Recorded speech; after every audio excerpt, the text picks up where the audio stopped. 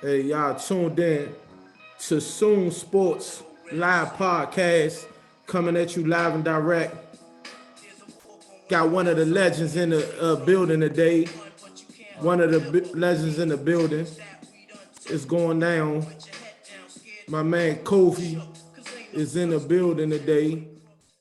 I'm just so excited to have him here with us and doing all the things that he accomplished in his lifetime. And I'm just glad to have him on, taking time out his busy schedule to share some knowledge on hip hop, sports and entrepreneurship. And we just gonna get right into it right now, live and direct with my man Kofi. And Appreciate that, bro. That's a strong introduction, man. I appreciate that, bro. absolutely, man. Uh, we just gonna hop right on in, man.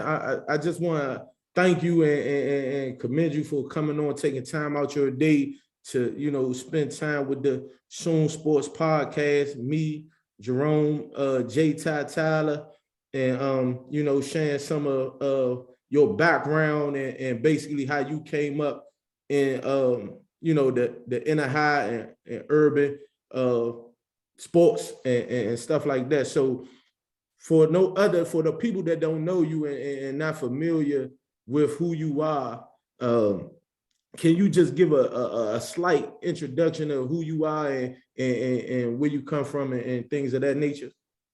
Yeah, my name Kofi Amwa. Probably better known as Kofi or more. Um, Came up in Northeast, that Fourth and Nail area, that Orleans area and all that. Yes, sir. Um, Went to Turl Junior High, played up under Coach Blacknall, where I can't even really say that for real because uh, where we'll get into that a little later. But yeah, Coach Blacknall, Coach Queen, then went from there to Dunbar, legendary Coach Craig Jeffries, Yes, sir. and that whole legendary coaching staff. And yeah, man, Yeah, that's we wonderful, came up man. in the inner high. Yeah, that's wonderful. So just backing off of what you said, you went to Turl Junior High School, and from there, like, how was it? How was it coming up in Turl far as like an athlete and far as like everyday basis, far as sports, like, because you got into sports. Did you play there at Turl? I played at Turl, so I was real green. Like we came up just playing football outside, man, playing basketball outside. Yeah.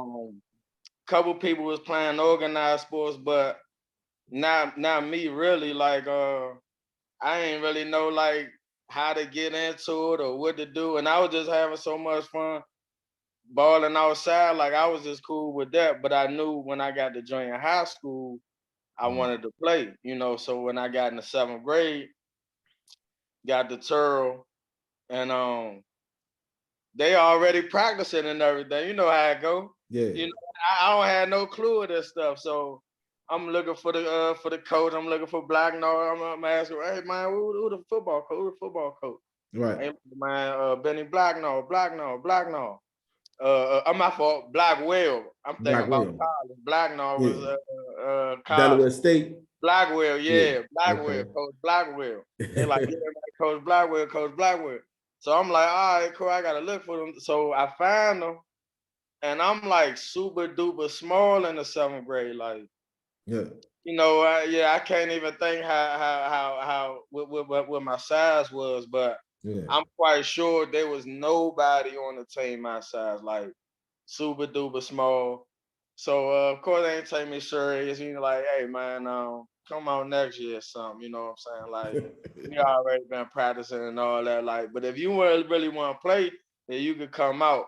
But Turl was like such an adventure. Like Yeah. me from Northeast, like that side of town not really being the projects where I'm from, and then going to Turl in the projects and certain quarter projects. Right. Like they was like an adventure, you know what I'm saying? Like you just never know what was going to happen.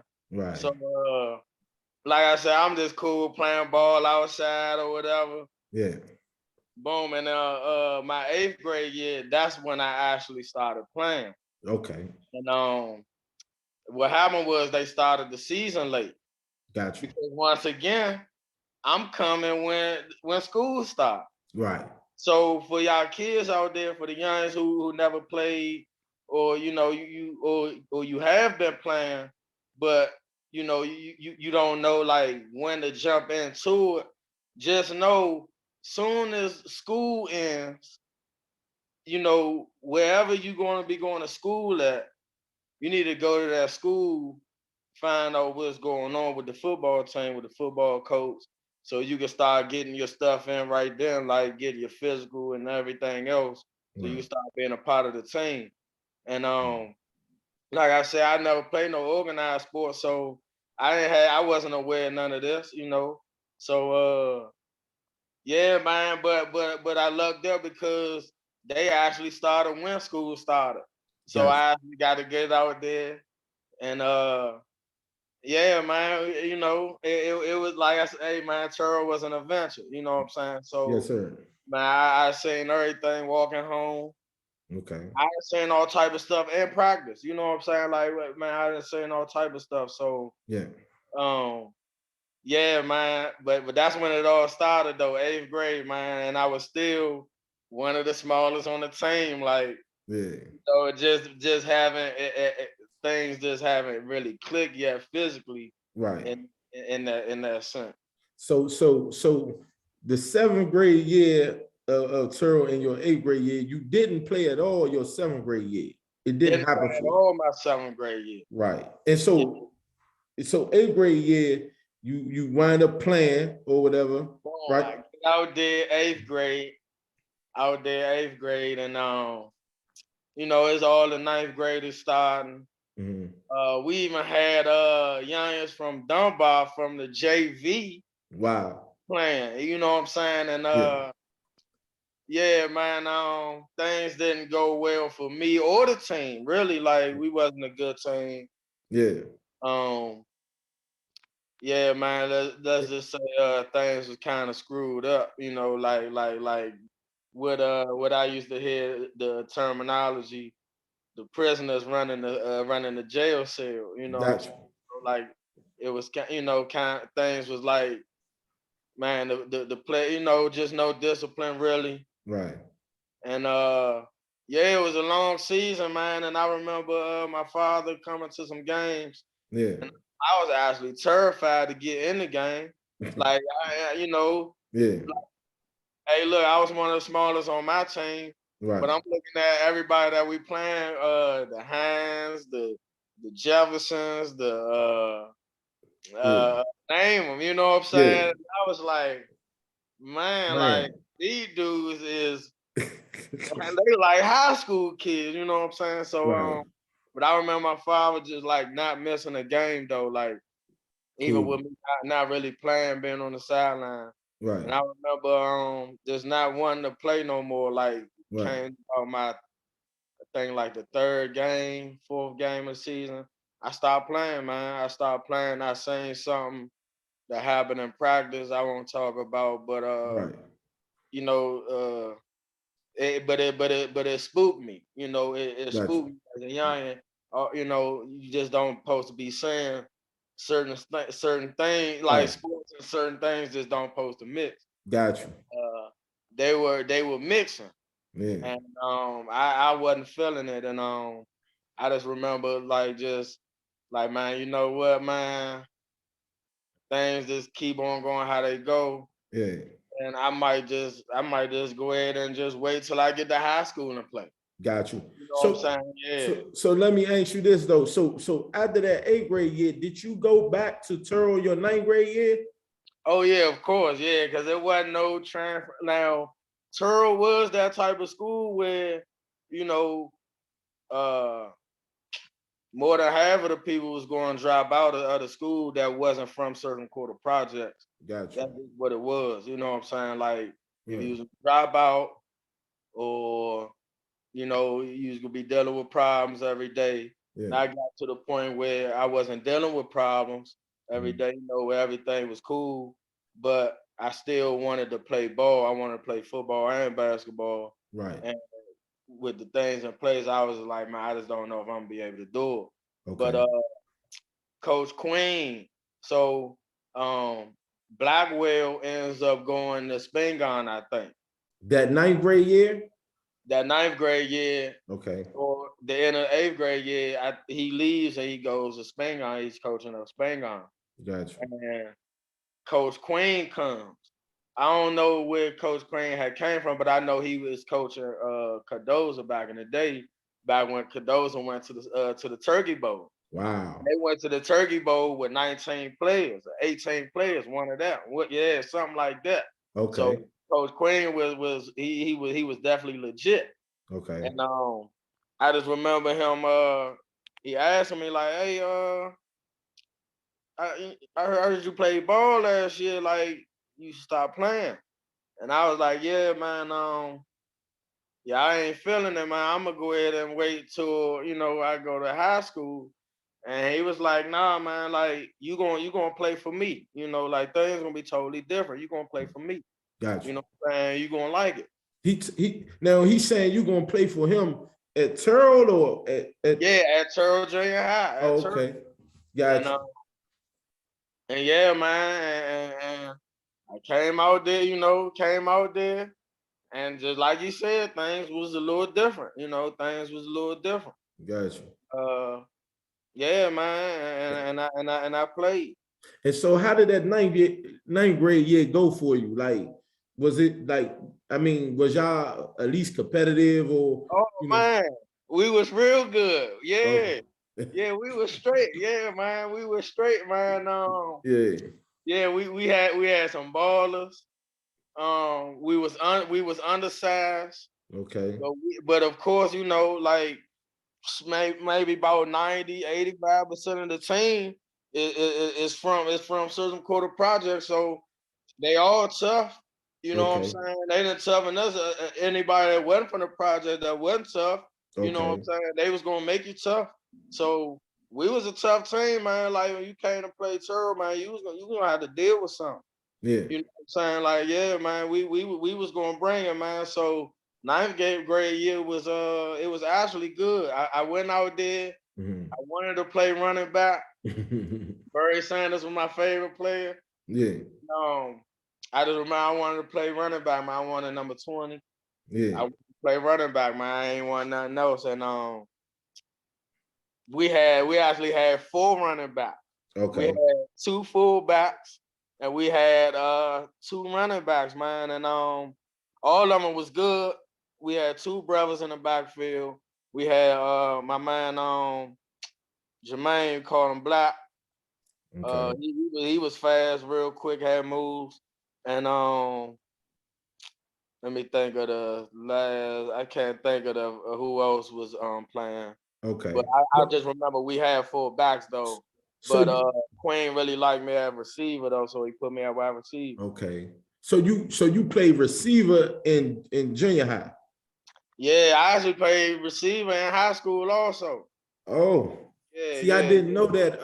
So in your 9th grade year from Terrell, right? Are you being heavily recruited by the high schools at this point? Because taking it back, you said that one of the coaches went to Cardozo and they won the championship that year.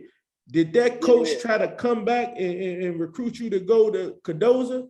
So the thing was, Coach Queen, he left Cardozo to come coach us. Okay. You understand? He actually came to coach us. Okay. As far as recruiting, like Dunbar was the place.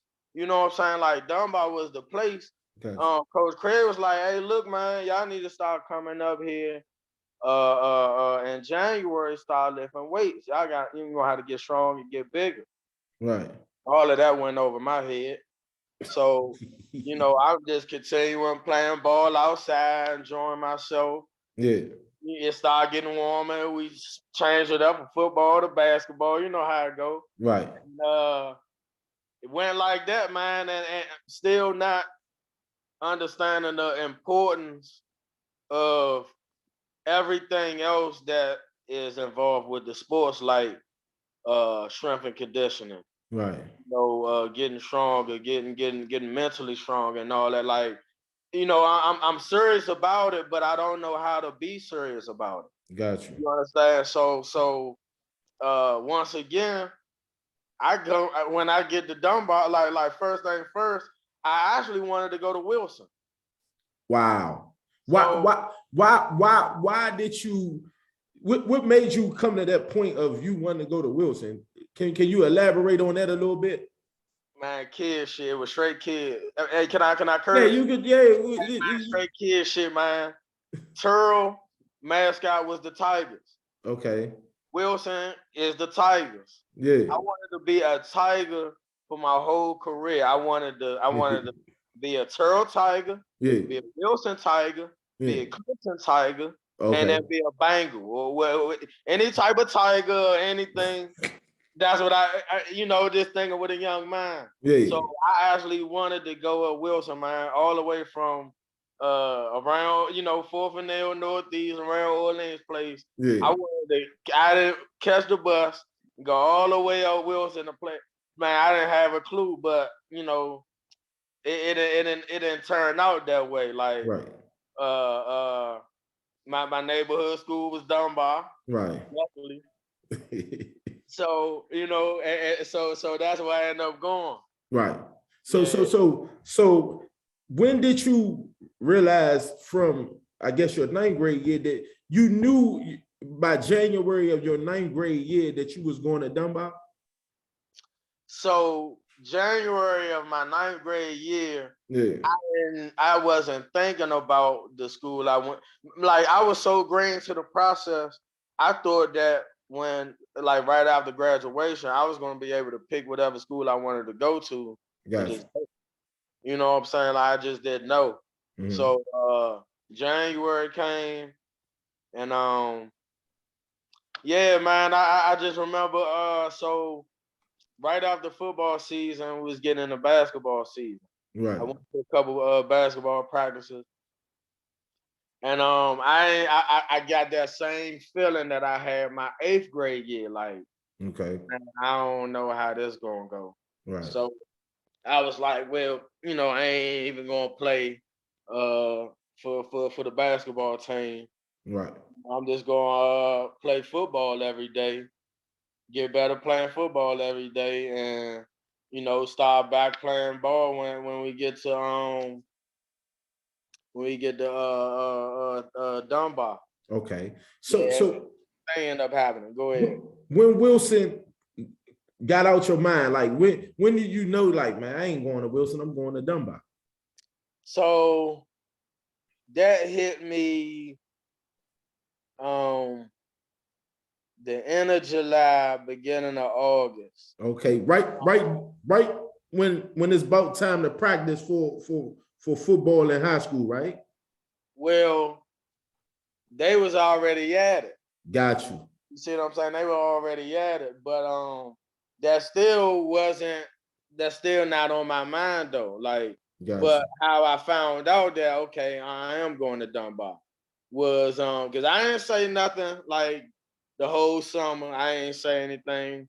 My mama didn't say anything to me about where I was going to go to school at whatever, or that I want to go to any different school. That Got you. wasn't the conversation. Right. But they send them papers to you. They Yeah. send papers to your house, like, hey man, welcome to Dunbar, you enrolled, and this, that, and the other. Yeah. So once my mother showed me the papers, then I was like, okay, well, I'm going to Dunbar. All right, I need to go and see what's going on with the football team and the football coach. I need to talk to the football coach. Got you. Every day was like a procrastination. Didn't really go, and I felt like um early August, like that beginning of August, end of July. I felt like that was too early. Gotcha. So my mind, I had the right mind, but just didn't have the right information in my mind. Right. The information I had in my mind or how I thought was, okay, cool. I'm gonna go a week before school. Got you. Like, you see what I'm saying? I'm just like super green to it. So I'm like, man, I'm gonna go up there a week before school, man. Yeah. And holler at the coach. Right. And I know that's probably when they'll be starting practice or whatever. Right. So week before school start, I think I went up there on maybe a Thursday or a Friday. It might have been a Friday. Right. I went up there maybe like the 25th or the 24th, 23rd, something like that. Right. I go in the coach's office, you know, every single coach is in there, because they already getting cracking already. Right. And I'm like, hey, who's the head football coach? Yeah. Little guy raised his hand. Yeah, man, I'm the head football coach. What you need? And I was like, hey, how you doing? My name is Kofi. I'm trying to play ball. Yeah. And they look at me, they laugh. You know what I'm saying? Like, Yeah. man, you small as I don't know what. Like, man, you supposed to been coming up here to lift weights and this, that, and the other, this, that, and the other. And I was like, I was just like, man, I didn't know, Yeah. He was like, well, I'll tell you what, you're not gonna be able to play varsity because we done already got started. Right. But you could play JV, and if you good, and if you good, then we'll move you up the same year. Gotcha. And I was like, okay, so when does JV start? And he was like, when school starts, we're gonna have a meeting, a JV meeting. They're gonna have a JV football meeting. Make sure you go to the meeting, and everything will be going from there. You got your physical and stuff already? And I was like, yeah, I got all that stuff already. And he was like, well, yeah, just wait till the school start. Gotcha. Yeah, man, all the coaches were sizing me up, and they're like, yeah, it was a funny moment. Yeah. Me, of course, at that time, looking back at it, that was Yeah. definitely a funny moment because I just didn't have the information and just didn't know I was green. Got you. So coming into your 10th grade year, you go to school, you enroll in school, you already enrolled, but you start from school day one. Do y'all practice immediately, or do you go to that meeting and then elaborate from that meeting to, like, you going to practice in your season? Can you elaborate on your 10th grade year, leading up to your 10th grade year plan and all those different type of things? Right. All right. So boom, right? So 10th grade year, we get up in there. Yeah. So it's a Dunbar and Turl is like two different worlds. You know what I'm saying? So I'm like, man, okay, this is all right. This ain't bad, man. I can get used to this. You know what I'm saying? Like, people ain't getting their head beat in the middle of the hallway. People ain't getting robbed in the middle of the hallway at classes and all type of wild stuff. Like, so I'm like, man, okay, yeah, this is cool, man. This is way more structured Right. than what it was at Turl or whatever. So I can just imagine what the football team gonna be like. Right. Boom, right? So day one, we have JV meeting. Gotcha. And the head coach JV is Coach Tweet. We call him Coach Tweet. Right. Now, anybody know Coach Tweet? Coach Tweet is a hard-nosed coach, to say the least. Right. You know what I'm saying? Very intimidating. Yeah. Very you could say physically opposing for me at that time, because I'm still a small guy. Right. Yeah, man, he just had this aura about him.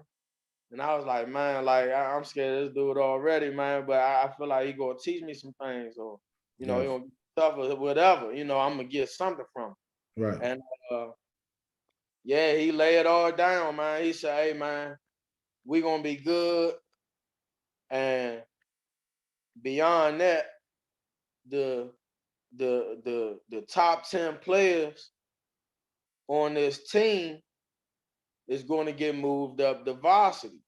But before that happens, we got to handle our business down here.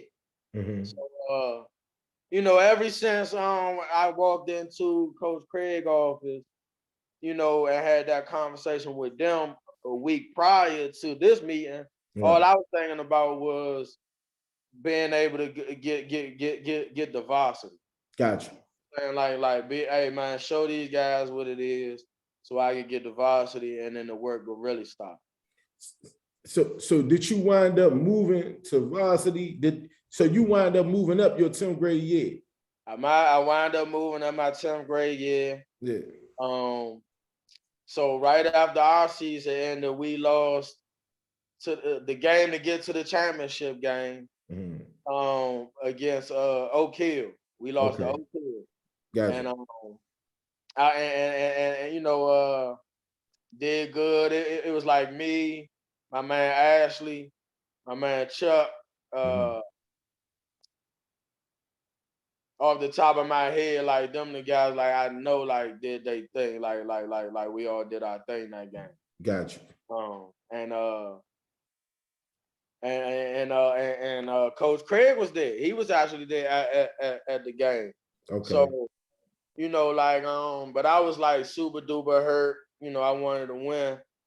But at the end, in the locker room, Coach Tweet was like, man, hey, look, man, you gonna go to varsity. You don't have nothing to be crying about.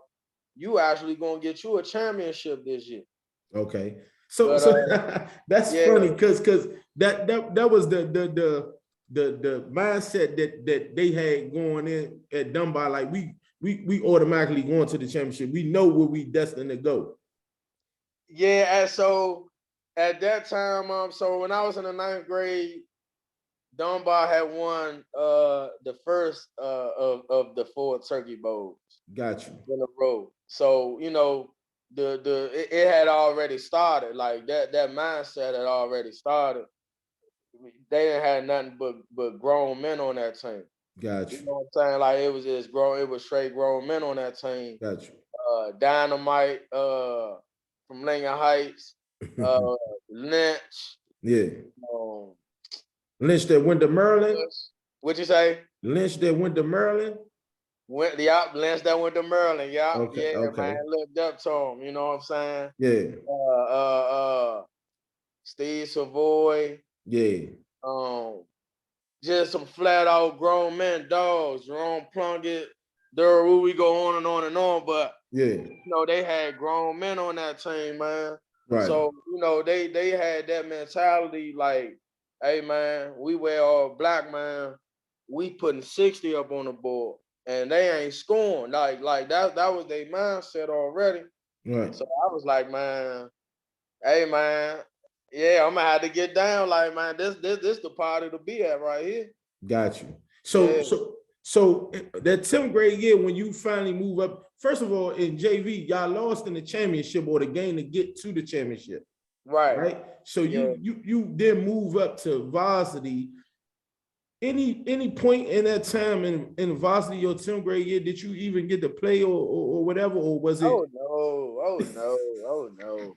Yeah, man. It straight learning curve. Learning curve. So yeah, man, we get when we moved up, I remember being at practice, and practice was just totally different than how we was practicing in JV.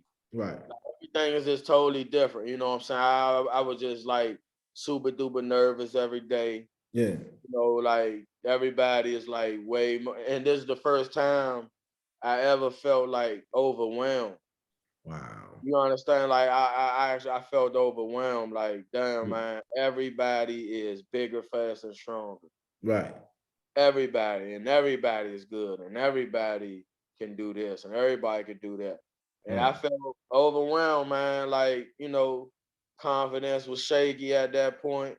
But I was just happy to be a part of it, and I knew just me being a part of it. And if I keep working, that I will eventually be on their level or, you know, or anywhere in that vicinity.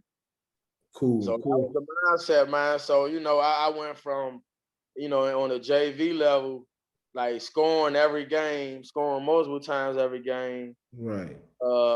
You know, just making a real splash plays, big time plays, to like being on the sideline watching this thing, and now, you know, being real with it, being on the sideline, like, man, I don't even, hey, look, if they was to call me in the game, I don't even know what would have happened. Right. You understand? Because the competition at that time was just so, it was so steep. And I was a little boy in comparison to men. Right. You know what I'm saying? So yeah, that's what was going on. So boom, y'all, you so doing it. So after that, y'all finally do go to the championship. You win a championship your 10th grade year. Who did y'all play that year in your 10th grade year in the championship? All right, so before I get to the Turkey Bowl, Yeah. I'm gonna tell you the playoff game, because this is my first game on the sideline. Talk to me. So this is the second playoff game. So you already know there's 2 playoff games. They both gonna be up Cadoza. Right. It's gonna be jam packed by the time that second game comes. Absolutely. I've never been in this situation before. This type of atmosphere. You know, if you know how to, you know, for the listeners, how the bleachers is or how the stands is at Cadoza. Yeah. If you're on let's say I don't know the home or the visitor side, it don't matter. Let's just say the home side. Right. The side where the bleachers is at, the bleachers are very, very steep. Mm-hmm. So, you know, it's like almost at like a 90-degree angle almost. Right. So like, man, the people are so close, it's like they can spit on you, or they can touch you. They can't touch you, but they can spit on you. You can hear every single thing that is being said in the stands from that sideline. So, you know, like it was this all new, and the team we was playing was HD. Leon Coleman, Floyd. And you know what I'm talking, and that boy Howard Gilmore. You know what I'm saying? Which I you know, and down the line went head up against in college, on the college level. You Right, know right, what I'm right. saying? We gonna get into that though. What'd you say? Hold that process with the Gilmore. We gonna get into that though. But keep going. So boom, we played HD. Yeah. And we beat HD 28-20. Yeah. And boom, we get to the Turkey Bowl. Lawrence Wade and Easton is waiting on us up there. Dominique Saunders. You know, they had a couple dogs, man. Right. I don't know if Leonard was up there yet. Yeah. But yeah, they had some animals though. Okay. I think they did have Leonard. I think Leonard was up there. So you play HD first. Y'all get paid. That's the first playoff game y'all had? That's the first playoff game. And then the winner of that go see Easton? And the winner of that seen Easton. Whew. Yeah, man. I remember, man. Easton had beat Wilson in the playoff game to go to the Turkey Bowl and man, Lawrence Wade had ran for 100 yards plus. Every single game that season, he had 2 G's. You know what I'm saying? He rushed for 2 G's. Like, yeah, this dude was an animal, man. So, like, I just remember like that whole time gearing up for that game. Like, it was like, you know, like, hey man, we gotta stop Adrian Peterson. Right. You know what I'm saying? Or, you know, nowadays, what's that boy from the Colts? Yeah. You know, that top dog, like, you know what I'm saying? Lawrence Wade was that top dog, man. You had to deal with him if you was gonna win something. And so y'all beat them for the second playoff, or was that the Turkey Bowl game? That was the Turkey Bowl. Yeah, that was the Turkey Bowl, 20-0. I'll never forget it, man. Wow. Yeah, man. The defense shut Lawrence Wade down, man. Did a great job. Yeah. And yeah, man, I remember Josh Cribbs sitting out, not starting in that game. Wow. Michael Cole started at quarterback, and Michael Cole is also from Turl. You know, Okay. we had a lot of Turl guys that played for Dunbar also, and that also helped me help me be at ease. You know, because Gotcha. people like Jerome Plunkett, like I knew Plunkett from when I was a kid. You Yeah. know, so all the older guys that was there, that went to Turl, Yeah. I knew them guys, and they knew me or knew of me. Right. Um, yeah, man, and it was a smooth transition. It was a better transition than what it could have been. Cool. Cool. And see, and what I like is because reason why I'm digging in deep because I want the kids nowadays and the audience to really know like what transpired from middle, high, all the way up to pro.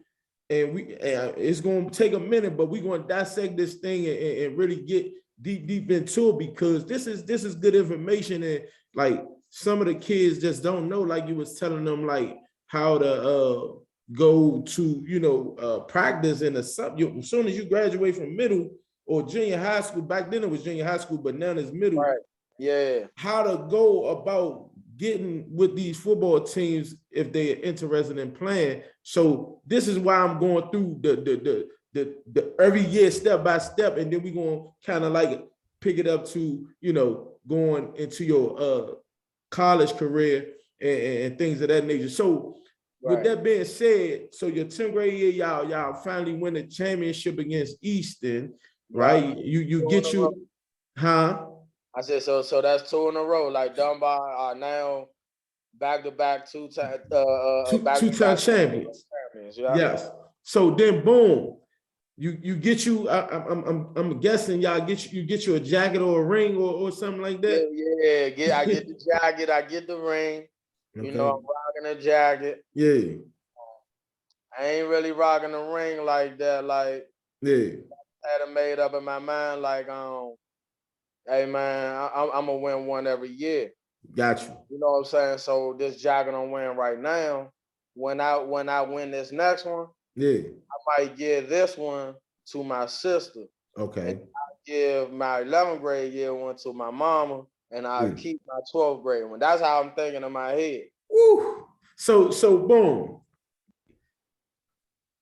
The season is gone, 10th grade year, boom. Can you take us into your 11th grade year and because you said you moved up the varsity from JV your 10th grade year. Now coming back in the 11th grade, are you straight varsity at this point? Can you tell the audience about like your transition from the 10th grade year to your 11th grade year and what took place that year and everything in that nature? All right, so boom, right? The season is over. Yeah. We won the Turkey Bowl 10th grade year. So now it's strength and conditioning time. Okay. You know what I'm saying? I think we got started January, like right when we came back from winter break. Got right back started. Like we would lift weights Tuesdays, Thursdays, and Saturdays. Got you. And I had never lift weights before. You know what I'm Wow. saying? Yeah, I had never lift weights before. My brother had got me on push-ups. So I was doing like 20, 30 push-ups a night, something a little short. But I was doing them push-ups though, but that's all I was doing. So when that whole process of that off-season training, man, it was vicious, man. I remember having to be out a whole week because of back spasms. Wow. Because I had, we had just started I got introduced to deadlifting. Okay. Deadlifting and power cleans. Got you. And of course I'm doing them wrong. I'm not doing them the correct way. And man, that thing, it tore my back up, man. And I had a nice baseball on my lower back. And I was like, man, I remember, mama took me to the doctor or whatever. They say, hey man, there's you're gonna have to chill out for a week or whatever, Yeah, till it heal up. got you. So I did that and came back the next week, doing things a little better, with technique. And I just felt myself getting stronger every day, getting stronger every day. Got Still super duper small, but you. I'm getting stronger every day though. I'm getting faster every day. Right. They Coach Craig was like, yeah, so you gotta run track. You know what I'm saying? Like you gotta get faster. Yeah. So I ran track. And I forgot who the track coach was at that time before Coach Parker got there. And I Okay. actually just talked to Coach Parker also. I Okay. get but yeah, so man, I remember, man, it was just hard work, bro. Like every day was track practice, and Tuesdays, Thursdays, and Saturdays was a weight condition. Got you. And yeah, man, that was the whole groove. That was my groove right there. Like getting home 7:30, 8 o'clock, something like that every day. Mm-hmm. Waking up in the morning, going to school, and then repeating that process. That was it right there. But then we And start passing league. Go ahead. okay. No, no, no. Go ahead. Go ahead. Okay, yeah. So we get in a passing league. So I'm gonna paint a picture. So Josh Cribbs is like uh the preseason man.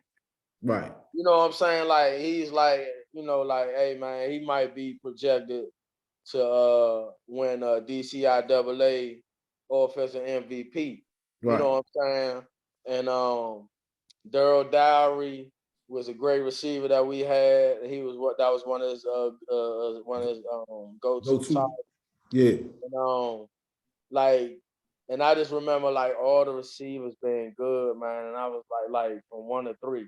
And I was like, damn, man, like, and all these guys is they going to the 12th, you know what I'm saying? Right. So I'm thinking in my head, like, man, I might be sitting down a Yeah. whole nother year. You Mm. know what I'm saying? Yeah. Keep working, keep working, keep working. And the defensive coaches actually wanted me to play defense. Yeah. Um, I had never played defense to that point, like only outside. Right. You know what I'm saying? I'm checking people outside who play ball outside and Right. not organized. So but they like my toughness though. So when the season started, man, they were like, hey, look, man, we putting you on all the special teams. Got you. So I was like, all right, cool. You know what I'm saying? So I'm doing stuff I had never done before. You know what I'm saying? When I was playing JV, um, we had a couple dogs on the team. They would looked at me as a really good player. So Right. I barely played, but I don't think I played special team at Got you. all. You know what I'm saying? It was just straight receive. Yeah. And but I get now my 11th grade year, I'm playing heavy special team. I'm on every special team. Right. You know what I'm saying? I'm actually cool with it because I feel like for one, I feel like I'm paying my dues. Right. Two, I know that the 3 guys that's ahead of me are supposed to be ahead of me. Right. Like I'm learning from them guys. I'm gaining more experience from them. Right. Man, they teaching me everything that they know.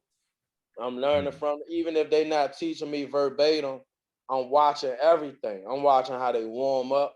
I'm watching how serious they are. Yeah. I'm watching if they on joke time and that. You know, if they anything they do, man, I'm watching, man. I was a sponge.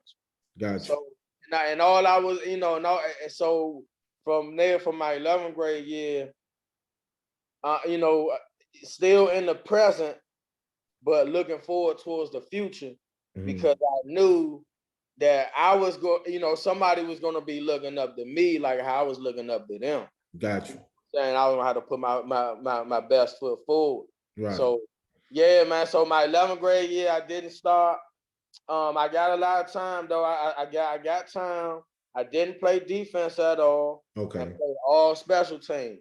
Okay. You know, and yeah, and I was cool with it. Cool. So boom, the whole year, to reiterate, you playing special teams. You getting some playing time on the offense and that wide out, right? Right, yeah, just a little bit though. You know what I'm saying? Like I'm getting some bump. Me and my man Marcel, you know what I'm saying? But for the most part, like, man, we had look, Daryl Dowry, Mhm. Ron, and my Yeah. man Ern. You know what I'm saying? Hey Right. man, them guys, I'm about to tell you what they look, so Ron was like Peter Ward. Okay. He was like a little Peter. We used to call him that. Like, we might didn't call him that in his face because Right. it get him hit big headed at that time. Right. But you know, walking home, it's like, Yeah. hey man, y'all ain't run this route like Peter. He look like Peter out that jump. You know what I'm saying? Right. Daryl Dowry was like he was like Taylor Jacobs at that time. Right. You know what I'm saying? If anybody remember Taylor Jacobs Oh, played yeah. for Florida. Yeah. Stone Cold Killer. Yeah. You know what I'm saying? Super duper fast, you couldn't stop him. And Ern was like, you know, he used to always say Santana Moss. Right. So, and that's another thing. Them guys had got me into college football. Like, I was already into college football. Right. When I got to Dunbar, I was like, damn, these dudes like college, like how I like the NFL. Right. You know what I'm saying? And that was like, and that like brung like my love for college football. Right. Like, them guys brung that to me, man. Right. So Yeah. so so off that year, your 11th grade year, you guys go undefeated that year? No, so look, right. So we went undefeated in DC. Okay. Yeah, so my whole career in varsity, I never lost a DC game. Woo. Yeah, the only games we lost was out of town games. Okay. So my 11th grade year, I remember we lost to S.O.O.N. Okay. We lost to S.O.O.N in the close game. Um, that was Any noticeable people that you can call off right off the break from Sulin? I think Bowman was on that team. LeVar Bowman was on Oh, that yeah. team. Yeah, Okay. if I'm not mistaken, I think he was on that team. Yeah. Oh my goodness, was Lamar that? Jordan. What'd you say? Lamar Jordan. Nah, that he Oh, was before. He was four. Okay. before. Um, But what's that's my man name? Larry. Larry.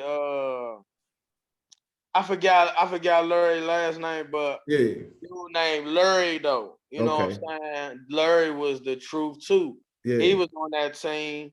At least I think he was. Yeah. And then so with Sulin, you lose to Sulin in a close We game. lost to Who? Siouxland in a close one. Mhm. We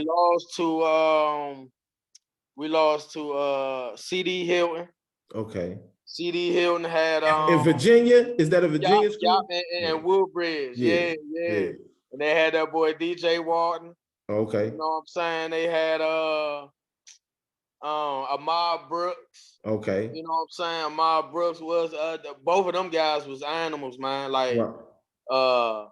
DJ Walton played safety and quarterback, and Ahmad Brooks played linebacker and I think Okay. fullback or something, man. Did Them guys, so yeah. you lose two games? Is you? Nah, we lost three, and we lost to Zanesville out Ohio. Okay. You know, Anybody you know that play for them? Any name in I particular? don't know the name. I don't know the names of the Zanesville players, but Okay. they had some dogs on their team. But they actually used to run the wing T though. Okay. It was actually our discipline that lost us that game. Okay. So out of all them games, so that Hilton game, we actually got blew out that game. That was my worst loss in my Dunbar career period. And that was like 40 to like 24 or something like that. Like Okay. I remember they jumped on us early. Like just that whole day was just, we wasn't focused. People on joke time. And yeah, man, they came out and brung it to us. So, but the other two games, the Zanesville game, we lost by 2 points. Yeah. Like 15-13 or something like that. And then we lost a close one, like probably like 6 points to the S.O.O.N. So boom, y'all lose. What's that? Three games. You Yeah, lose we were three like games. You go to the DCI AA playoffs. Who do you play and to get to the Turkey Bowl? So we played Eastern in the playoffs. Eastern in the playoffs. Eastern at the time. Now Leonard is rocking and rolling. Leonard Lofton is rocking and rolling, bro. He is not to be played with. He played fullback and linebacker. He's like the second hardest hitting dude in the city. First dude is Wimbush, hands down. You know what I'm saying? But who Wimbush play for? Wimbush played for us. Okay. Wimbush played safety. Got you. Man, everybody know number 12. Okay. Number 12, you know what I'm saying? Like number 12 was one of the best football players I ever seen. He was one of the best football players I've ever seen. Yeah, he was just one of them, man. But Leonard was one of them also. So Eastern had him. Eastern had Turk. Turk was a beast, played receiver and corner. Yeah. Dominique Saunders that came into a zone. Yeah. You know what I'm saying? He wearing number 1 now. So you know what's up with it. Like, right. It's the truth, man. Like super duper route runner. Yeah. Hands like Larry Fitzgerald type hands. Like he was the truth, you know what I'm saying? And I forgot who they had at quarterback, but and they had what's my man name? What's his main man name? They called him Big Juicy. I think that's what they called him. But he played line though, real big lineman, man. Yeah. So they had a mob, man. We ended up playing them in the playoffs. And actually beat them by like 3 points or something, like 4 points. A nail biter. A nail biter came all the way to the end. Karan caught a pick, sealed the game, man. Like big shots out to Karan. Karan was another animal, you know what I'm saying? A flat out athlete on our team. Corner. So he started at corner. Yeah, so it was crazy, man. He actually so he was a late bloomer. Okay. He was a late bloomer, man. Karan was a basketball guy. But he was a flat out athlete, a stone cold athlete. He was fast, he had super duper ups. Yeah. He could do everything. You know what I'm saying? Like Karan was like a Jamie Foxx of athletes. You know what I'm saying? Like Jamie Foxx can act. Yeah, he could do everything. Yeah, and then he's funny as well. Like Karan is like that. Okay. You know what I'm saying? Like he does it all. So he actually came on late. My man Luke, rest in peace. My best friend. He got moved from corner to linebacker. Wow. And that's what led people like Karan and Lil Raymond. Shouts out to Raymond too. That boy was Raymond was a beast too. Gotcha. You know, and that's what pushed them guys up to be able to play. Okay. And yeah, man, Karan came up big. So you beat Eastern in a nail biter. You back in the Turkey Bowl. Who are you facing in the Turkey Bowl your 11th grade year? So we played in my 11th grade year. We played Baloo. Wow. So look, right. So earlier that year we played Baloo at Baloo. Okay. I remember we walking down the steps, man, and man, I'm looking up in the stands and I'm like, man, this motherfucker killers up here, man. Like, you got some fucking killers up here. I ain't talking about on the field neither. Right. Like I'm saying, like, man, they, it's some, you know what I'm saying? They sending threats and right. Yeah, man, so you had to be tough. Right. You know what I'm saying? Like it wasn't an easy thing going somebody stadium, Backyard. Yeah. especially like a Baloo, where you know them dudes was gonna talk and they was actually gonna back it up. You know what I'm saying? You didn't have a clue if you was gonna make it out of the arena. Right. You know what I'm saying? Out of the stadium. Right. So I remember us playing them that day. They were probably like the 5th game of the season or something like that.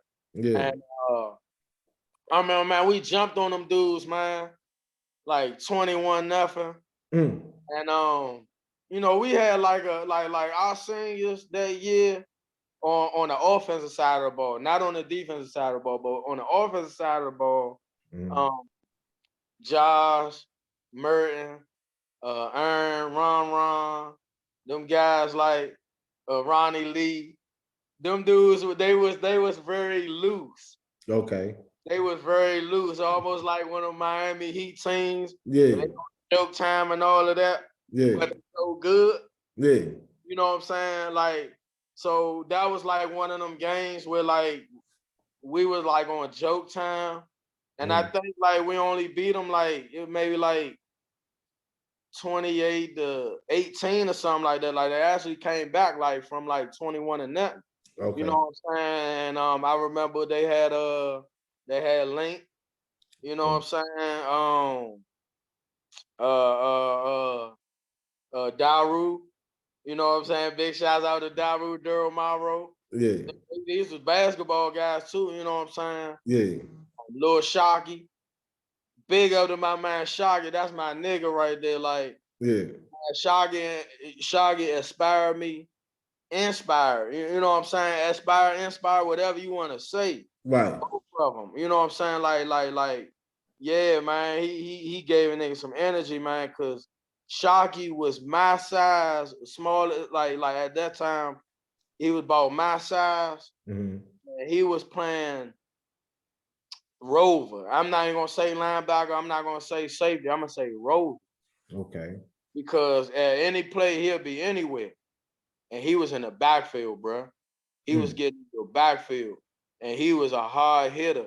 He was one of the hardest. Hey, man, he was a dog. You know what I'm saying? They had him.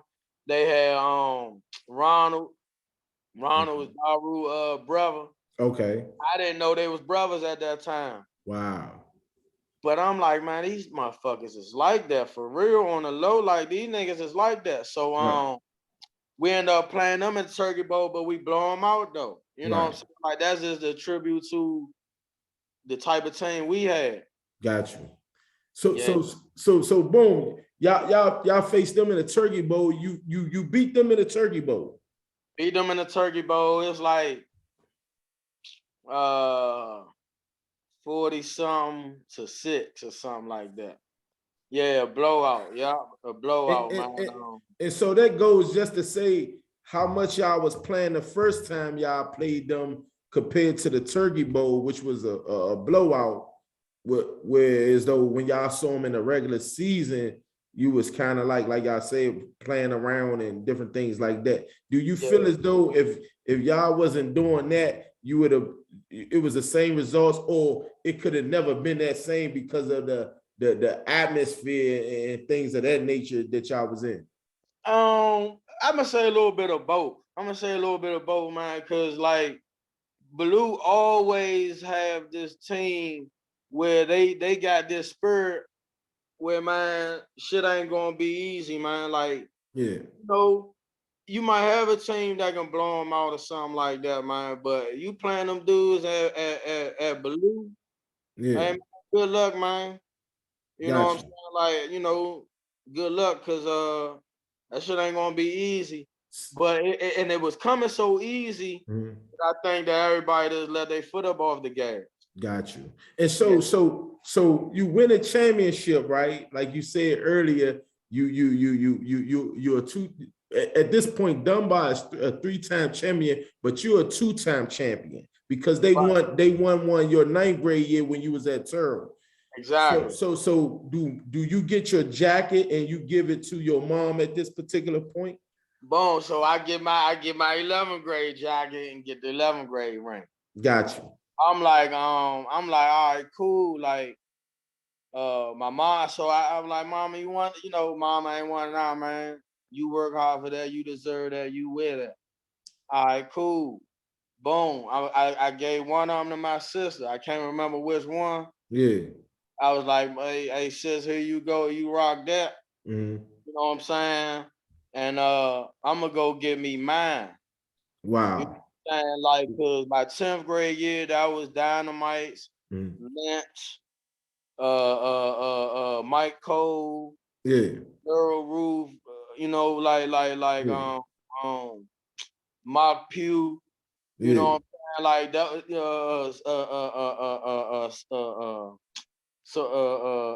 Sirac, that was their that was their Turkey Bowl. Got you. My 11th grade year, that was Josh, Merton, Got you. Aaron, Ron, Octavia. Yeah. Big shout out to my nigga Octavia too. I just seen him. Yes, sir.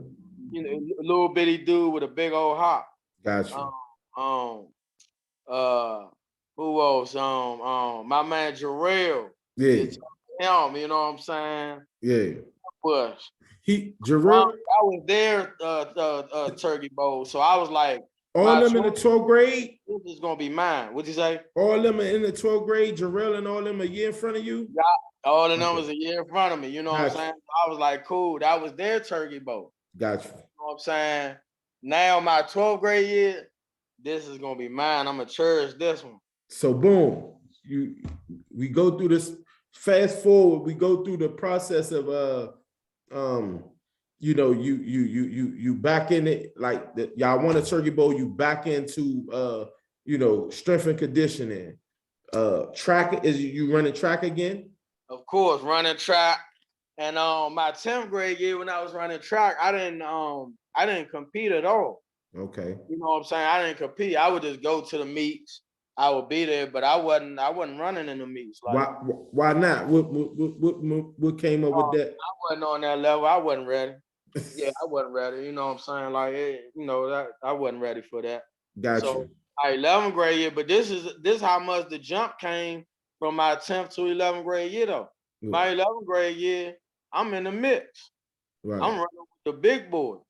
Right. You know what I'm saying?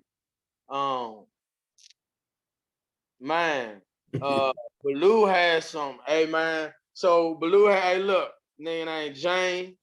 Mm-hmm. You know what I'm saying? Big ups to James, man. James was a Dunbar guy. He was super duper fast, man. He was good. Right. He ran the 2 and the 4. I think he ran the 4. He was real good in the 4. Mm-hmm. He actually transferred to Baloo. Okay. From where? From Dunbar. Wow. Yeah, man. And he was one of them dogs, man. Like DC had some dogs running track, man. Like, got you. But I was way more prepared my 11th grade year to run with them dudes. Right. And Yeah. so you didn't compete in the meets, but are you practicing in things of that nature? Do you see yourself getting quicker and faster from your 11th grade year leading up to your 12th grade year? Oh yeah, most definitely. So when I'm in 11th grade, I'm actually competing on in track now.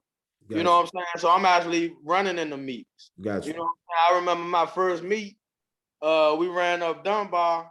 In the it was one of them relays. Mm-hmm. I was like the second to the last leg. Right. And I think we got second. I think we ended up getting second, but I ran so good though. Ended up running a 400 in that race. Okay. And not running it correctly, running the whole thing all out. And I passed out at the end of the race, man. I gave up, like, you know what I'm saying? Yeah. But yeah, man, like that thing was special, man. Like, I was in the mix now, and I was feeling good about it too. Yes, sir. So, boom, you jump up to the 12th grade year. Can you take us to your 12th grade year? Because from Terrell all the way up to your 11th grade year, you on the offensive side of the ball. But now I'm trying to help me figure out or tell the people how you make this jump from the Offense. offensive side of the ball to the defensive side of the ball, and along with that, carry us into your 12th grade year, and how did that go and everything? All right, so boom, right? So, all right, so now we getting up, the 12th grade year. We in the weight room. Same process, Tuesdays, Thursdays, Saturdays, and track all through the week. But now I done stepped it up a whole nother notch. I'm like, man, hey, look, in Dunbar, in the old Dunbar, they had ramps. Gotcha. They actually had ramps in the building, like you didn't have to take the steps. Yeah. You didn't have to take the escalator. You could actually go up the ramp. The ramp all the way up to the top of the school, all the way to the bottom of the school. Wow. So that I actually made that like a daily ritual. Like we would run the ramps every day. You know what I'm saying? Because like now I'm starting to understand that what the team has provided for you as far as practice, that's standard. If you're gonna be any good, you got to go beyond standard. You see what I'm saying? Like it's a given that you're going to practice hard because you play for Dunbar, like that. It's already provided for you to do. It's laid out for you to do already. But the extra stuff, though. Yeah. You know what I'm saying? So now I'm when I'm in the house watching TV, I'm not watching. I can't watch movies because movies don't have commercials. I need to watch stuff with commercials because every commercial dropping down doing 30 push-ups. You see what I'm saying? I got that going on. Doing all this extra stuff, you know what I'm saying? So as the season come along, like everything's gearing up, man. I'm feeling real good. And I remember in the 7-on-7 league, something had happened, and they was like, "Hey, Kofi, like, hey man, play corner. Hey, come check this dude right here." And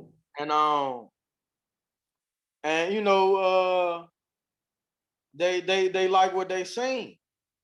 You know what I'm saying? They like what they saying. They're like, man, we like Kofi on defense, man. Like, yeah, he can get around. So I think I can't remember who our first scrimmage was. It might have been Gonzaga. We Gonzaga with equipment, right? This yeah, with the equipment. You know what I'm saying? We bumping and banging now.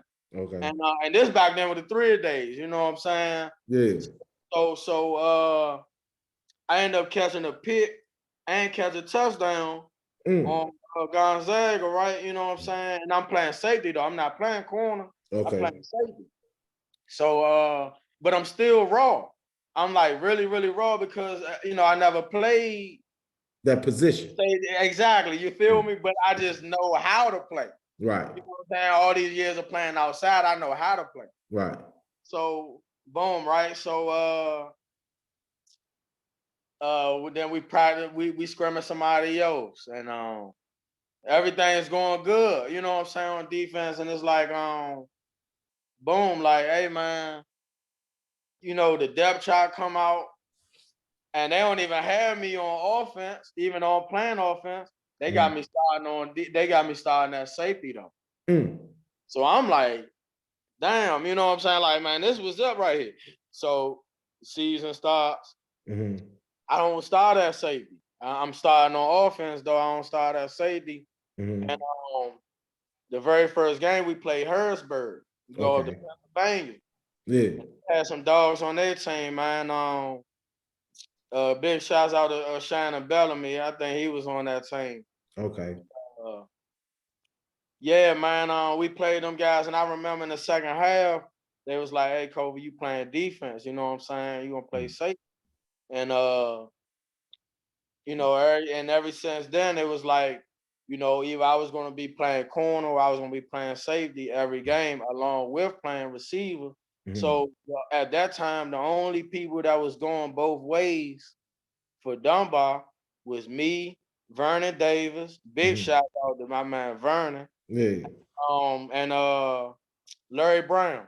Shouts Okay. out to Larry Brown. You know what I'm saying? Larry went big time too. So So what school did Larry go to, if you don't mind Larry me? ended up going to Kent State. Okay. So Larry Brown, is you Larry Brown, Vernon Davis? This y'all 12th grade year. Yeah, no, so this man Larry 12th grade year. Okay. Vernon is in 11th grade. Okay, got you. But Vernon at this time, like everybody knows, hey man, this the dude. Got you. Number 18. Got you. You know what I'm saying? Like, hey, watch number 18, that big ass, fast ass dude. Who was y'all quarterback at this time, your 12th grade year? So my 12th grade year, so my man Mike, big shouts out to Mike Davis. Okay. Mike was playing quarterback. So this how it went, right? So you know, it was already stamped like, hey man, Mike gonna be our quarterback and shit. Got Cool, you know what I'm saying? So Mike was the quarterback. Then when camp starts, we get a little young by the name of Stanford. Okay. Big shouts out to my man Stanford. We used to call him Sunshine. Okay. You know what I'm saying? Oh man, Sunshine was the truth. Man, skinny like Snoop Dogg at that time. Yeah. But he had a fucking rocket on his arm. He had a cannon for his right arm, man. So, right. you know, but he was in the 10th though. He was a youngin'. Yeah. So he had to groom. Okay. You know what I'm saying? So I remember we played Chardon in Ohio. Okay. It was like maybe like the third season of the game. I mean, the third game of the season. And Stafford, I think we put him in like in the second half of that game. Yeah. And yeah, man, and he was just playing. He was playing quarterback ever since. You know what I'm saying? So boom, so immediately off the first game of the season, your 12th grade year, you knew you was playing both ways, basically. I knew I was gonna be playing both ways for that season. Okay. I knew like yeah, man, you know, we had to bring it, bro. Like, cause you know, from the time that I got to Dunbar till now, it ain't many people that went both ways on the varsity level. Right. You know what I'm saying? Lynch. Like people like Wimbush ain't even go both ways. Like they could have. Right. Didn't, you know what I'm saying? Like so going both ways, being a starter on both sides of the ball, that was a big thing at that time. It was big too. And as I'm hearing you say it, it was big because the previous 2 years you ain't stopped. So your 12th grade year, you bumping and grinding on both ends of the ball. Right. Yeah, man. So while you doing that, is any at this particular point in your high school career, are you being recruited at this point?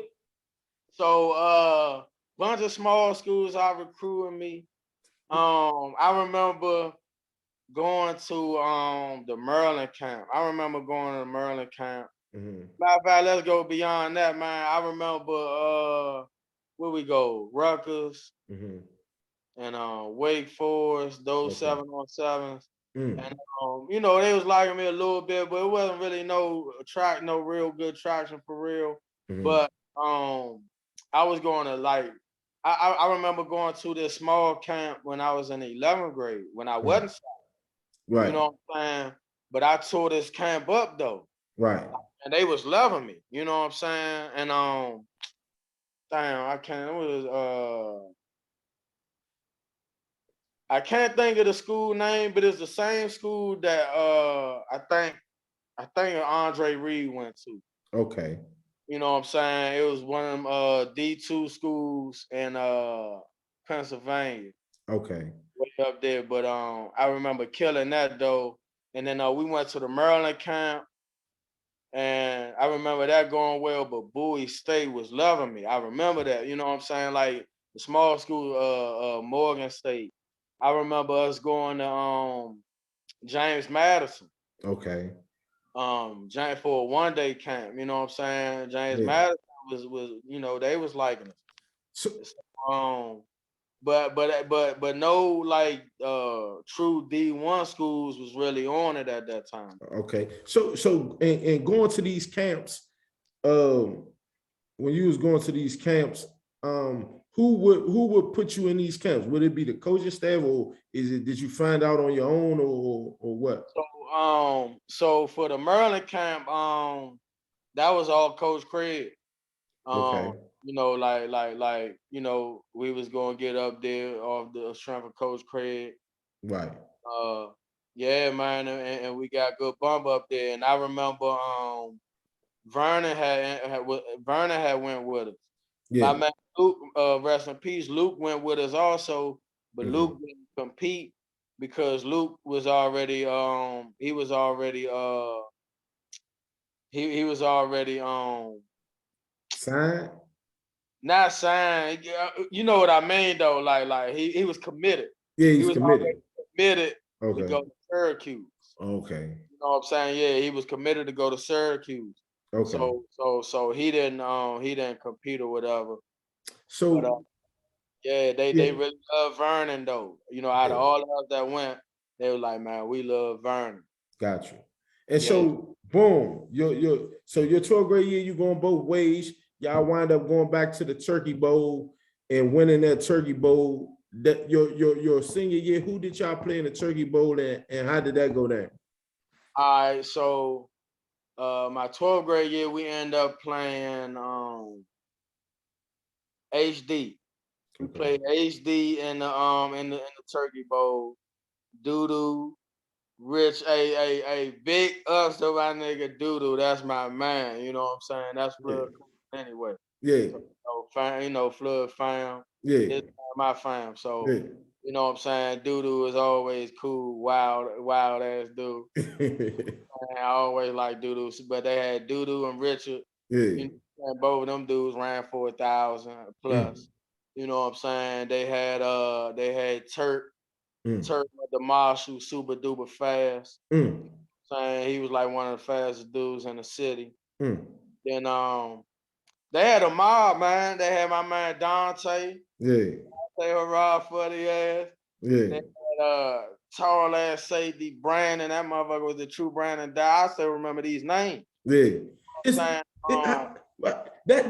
that's mind-boggling, because it's like, man, you remember the names from back then to this day. It's like, man, it's like you know, how was you able to remember these names like that? That's because this was this was a critical time in my life. Like that's how like man, there was nothing more important than football. You gotcha. know what I'm saying? Like I actually lost a girlfriend because of football. You know what I'm saying? Big ups to Angelina. You know what I'm saying? And matter of fact, and I apologize to Angelina. I need to apologize to Angelina because when I got back up with her years later, yeah, I was thinking with my dick and shit ain't go right. You know what I'm saying? I did some dig head shit, but Yeah. you know what I'm saying? But yeah, though, but Angelina was my high school sweetheart though. Yeah. I remember we were sneaking around. We had to sneak around to see each other, whatever, man. Her folks didn't her folks didn't really want me dealing with her. You know what I'm saying? And so we would sneak. You Yeah. know what I'm saying? And I remember it was like she was like, man, damn man, like you go to practice every day. You know what I'm saying? Like look, man, like She wanted you to skip practice? exactly. You know what I'm saying? She wanted me to skip see it. So she was like, man, basically like gave me like an ultimatum, like, it's either gonna be me, Or football? exactly, Ooh. so this how much I was invested in the football. Yeah.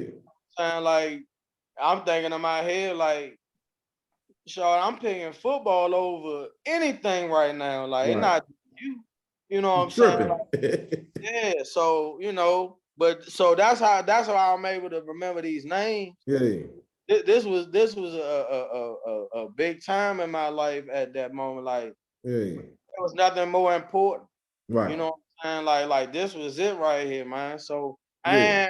and my cuz played for HD also, Kevin. Big Okay. up to Kevin, you know what I'm saying? Kevin Thomas. Yeah. You know, he my best friend, I call him cuz, more like Yeah. a but he played for HD Mm. also.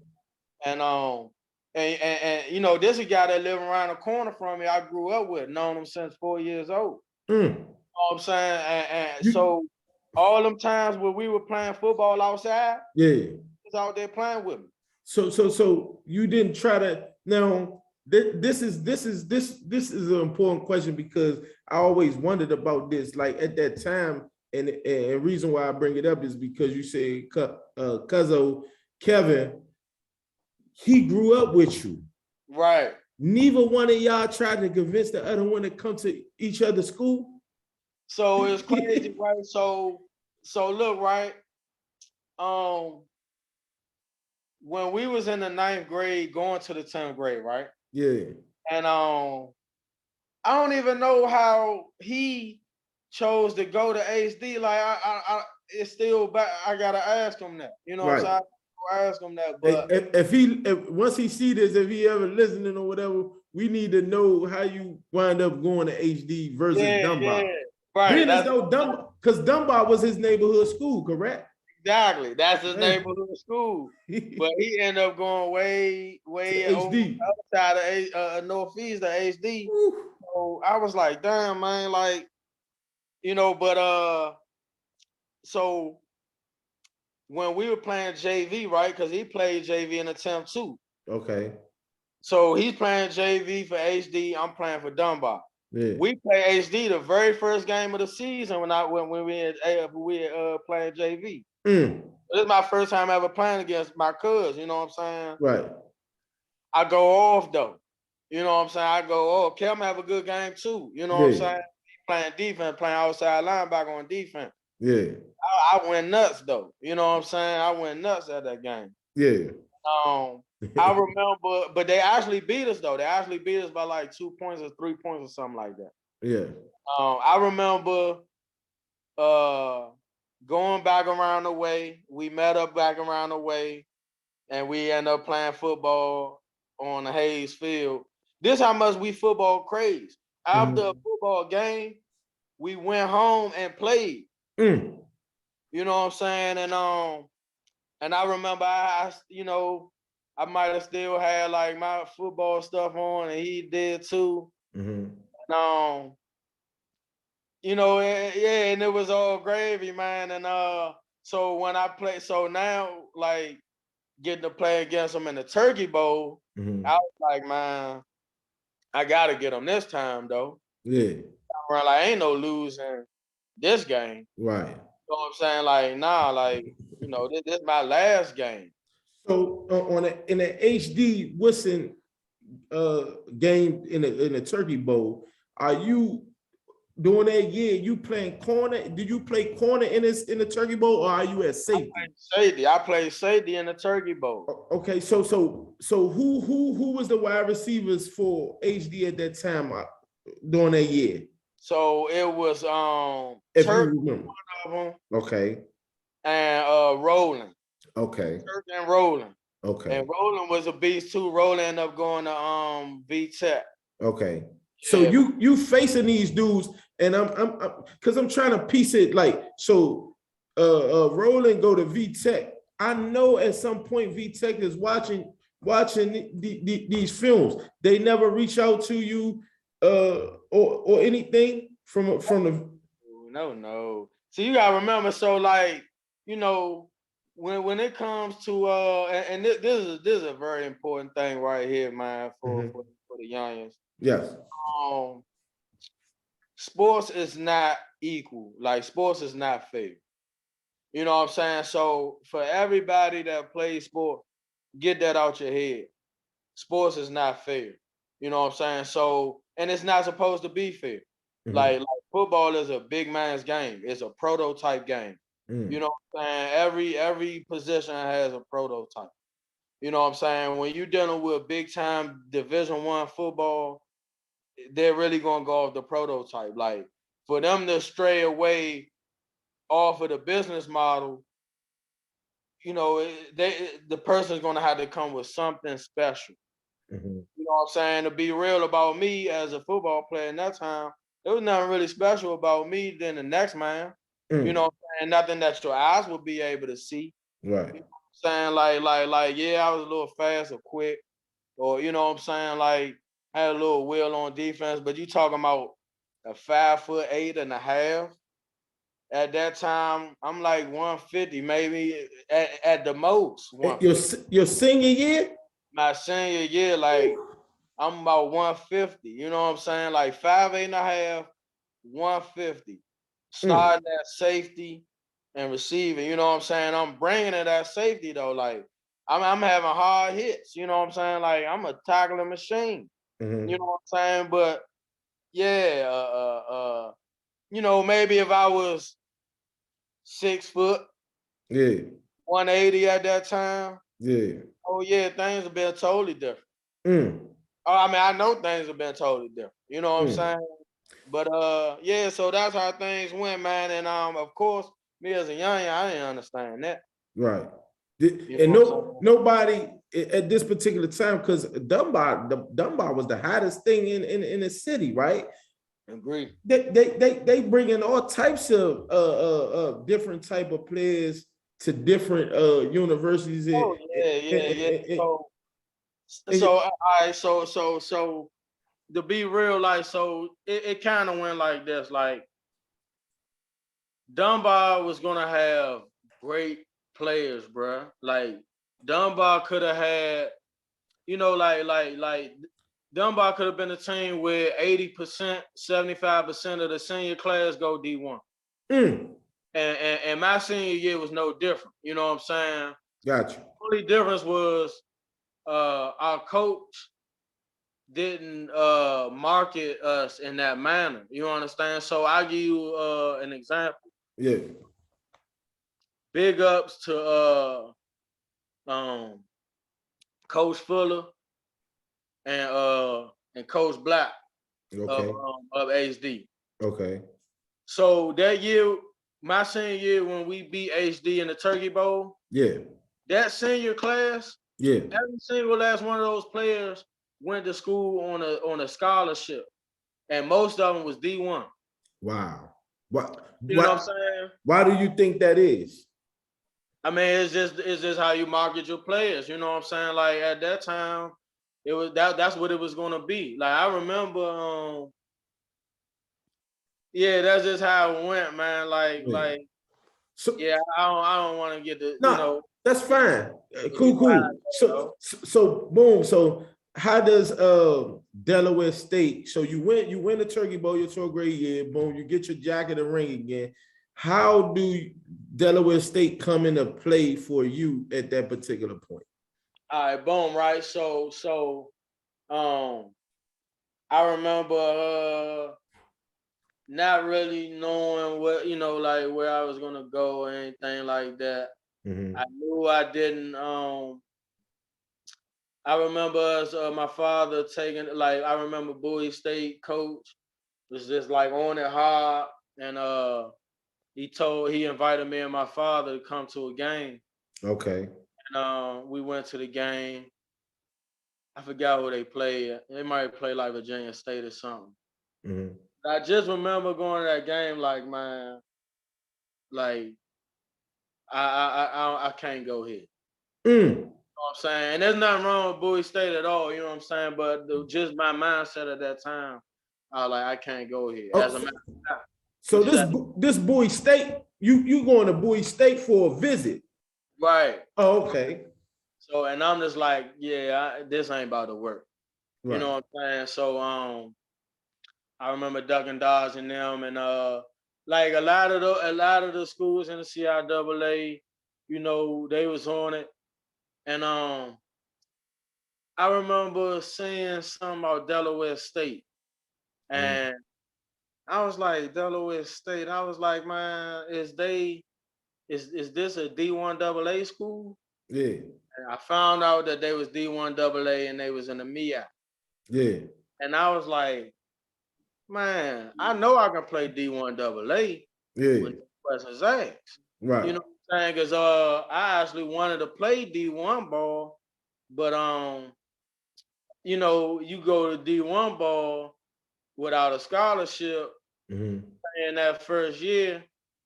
Yeah, you know, my folks wasn't gonna be able to do that.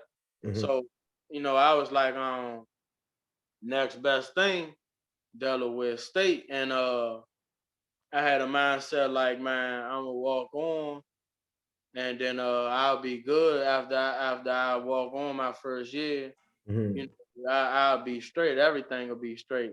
So I remember telling Coach Craig, asking Coach Craig, like, hey, Coach, you know anybody of Delaware State?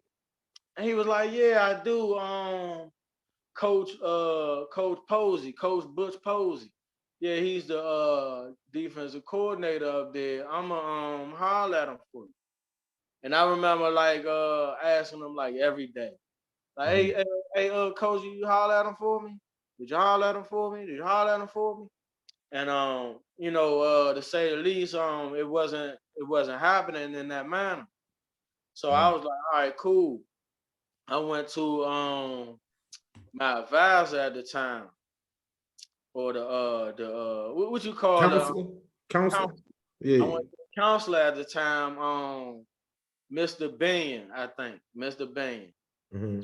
Big ups to Mr. Benyon, man. He helped me out a lot also. I Yeah. told Mr. Benyon, like, man, because he was asking me what I was gonna do, and I was like, man, I want to go to Delaware State.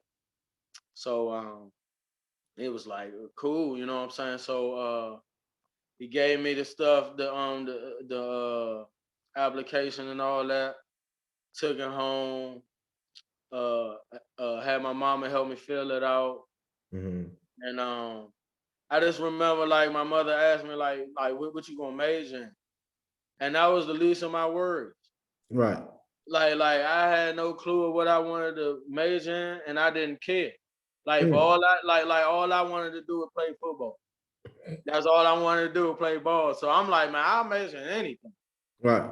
Play ball, go to the league, it ain't gonna matter. That's how I was thinking in my head, you know, Right. even if I didn't say it out loud. Right. Right. So yeah, man, and So I you ended up getting in contact with Coach Posey and Coach Braxton. Coach Braxton was the offensive coordinator and the O-line coach. mm. And uh, they invited me to the spring game. Yeah. Went up there to the spring game, met all the coaches and everything. And I was just looking at the spring game like excited, like, damn, man. I feel like if I was out there, I'll be playing right now. Mm. You know what I'm saying? Like that's how I felt, you know what I'm saying? And I was like, cool, man, you know, like, yeah, this is gonna be good. And end up getting accepted, you know, and yeah, man, rest So, was history, man. so that first year at Delaware State, you walked on though? So my very first year in Delaware State, I was actually ineligible. I Mm. didn't make clearinghouse. Okay. You know what I'm saying? Yeah, I didn't make clearinghouse. So I remember going to the sports office, to the like the athletic department up there. Mm. And it's like, yeah, man, I'm trying to see if I make clearinghouse so I can start practicing with the team. You know, I can be a part of the team. And it was a long, drawn out process, but to say the least, got my stuff back. I didn't make clearinghouse. You know Okay. what I'm saying? So, So can I stop you real quick right there on that? go ahead. And see, this is what bothers me with the DCIAA sports program is because, and I don't know, you can help me out and decipher whether this is true or not or whatever, but you talking about kids that's coming from junior high all the way up to high school, right? And you got certain individuals that make clearinghouse. Then you got certain individuals like yourself that don't make clearinghouse. And for me personally, I feel as though everybody that comes through my program that is legit. That's part of my process of getting them cleared. And see, so we got to bring awareness to this. And I'm baffled by it because I didn't know that. So I'm thinking that you play for Dunbar, you should be clear, in my opinion. Now, I mean, correct me if I'm wrong, but or say something about that, because I feel even today, and we're gonna get into that a little bit before, because we've been rapping for a minute. I don't want to hold you in your time, but for so long. But I did want to take time out, because by you mentioning that, it's like, because we all know we talking to Kofi, Dunbar Standout, Delaware State Standout, and went on to play pro, and also was a coach at Roosevelt, and I want to say Ballou and McKinley Tech, correct? Yeah. So you know both sides of the spectrum, and to hear you say that you wasn't clear, I'm not blaming nobody. I'm not saying that it's nobody's fault, but at some point in your high school career, or whether it was the counselors or whatever, I feel as though people as yourself, you're not the only one should have been clear. But take us through that. Like, was it Dunbar? Was it the counselors? Was it who? What happened? So, even though Dunbar was like the house of champions at that time as far as with sports, we were still subjected to the hood laws. Okay. You see what I'm saying? Like we wasn't operating as if we were the house of champions, like all the way around the board. You understand? But now, that's on one end of it though. Gotcha. The other way to look at it is that because of course it's a public school, like, because how can I put this without, you see what I'm saying? Yeah. So it's like this, right? So it's like certain people was yes. You understand? Like all right, so it's needed. Right. So if I got a player, right, that he has the prototype. He's the prototype. Yeah. You understand? He has everything that he needs as far as on the football team. Right. And I what I'm saying? Like they're gonna make sure that those guys get helped out in a way that the 5'8", 150, like I weighed 150 pounds. Right. You see what I'm saying? Like of course, like, yeah, you want things to be a little fair. Yeah. But if I was thinking like a coach at that time, in those times, you feel like he ain't going to that next level at all. I might feel like it might not be in the cards for him to be able to do that. You understand? To go that route. So, and that's what was going on. That's what I felt like we was dealing with. And but I will say this though. Coach Craig used to talk to us about our core courses. Okay. He used to talk to us about our core courses. I just didn't really understand fully what they were. Okay. So I would be, I would be thinking like, okay, yeah, I got a 3.0. You know what I'm saying? For this semester. Okay. You know what I'm saying? Or for the end of the period, like, so I'm good, but whole time, only 2 of those classes going towards my core course. Got you. You see what I'm saying? So, at the end of the day, my GPA, so I was real focused on the SAT. Got you. End up getting an 860 on the SAT. Got you. Need an 820 at that time. Yeah. But my grade point average didn't match. So the grade point average that I had, I actually would have needed like 1,000. Got you. So not to cut you off or whatever, but so going into Delaware State, you find out you don't meet clearinghouse. You sit out that year, that first year. So I sit out the first year. Mm-hmm. So what happened? First year I sit out, but I'm going like to the coach's office like every week. Gotcha. You know what I'm saying? I'm checking in, seeing what's going on. I'm working out every single day. They got a weight room for the civilians. I call people that don't play sport, we used to call them civilians. So you had a weight room for the civilians, mm-hmm. and you can run, you can use the track.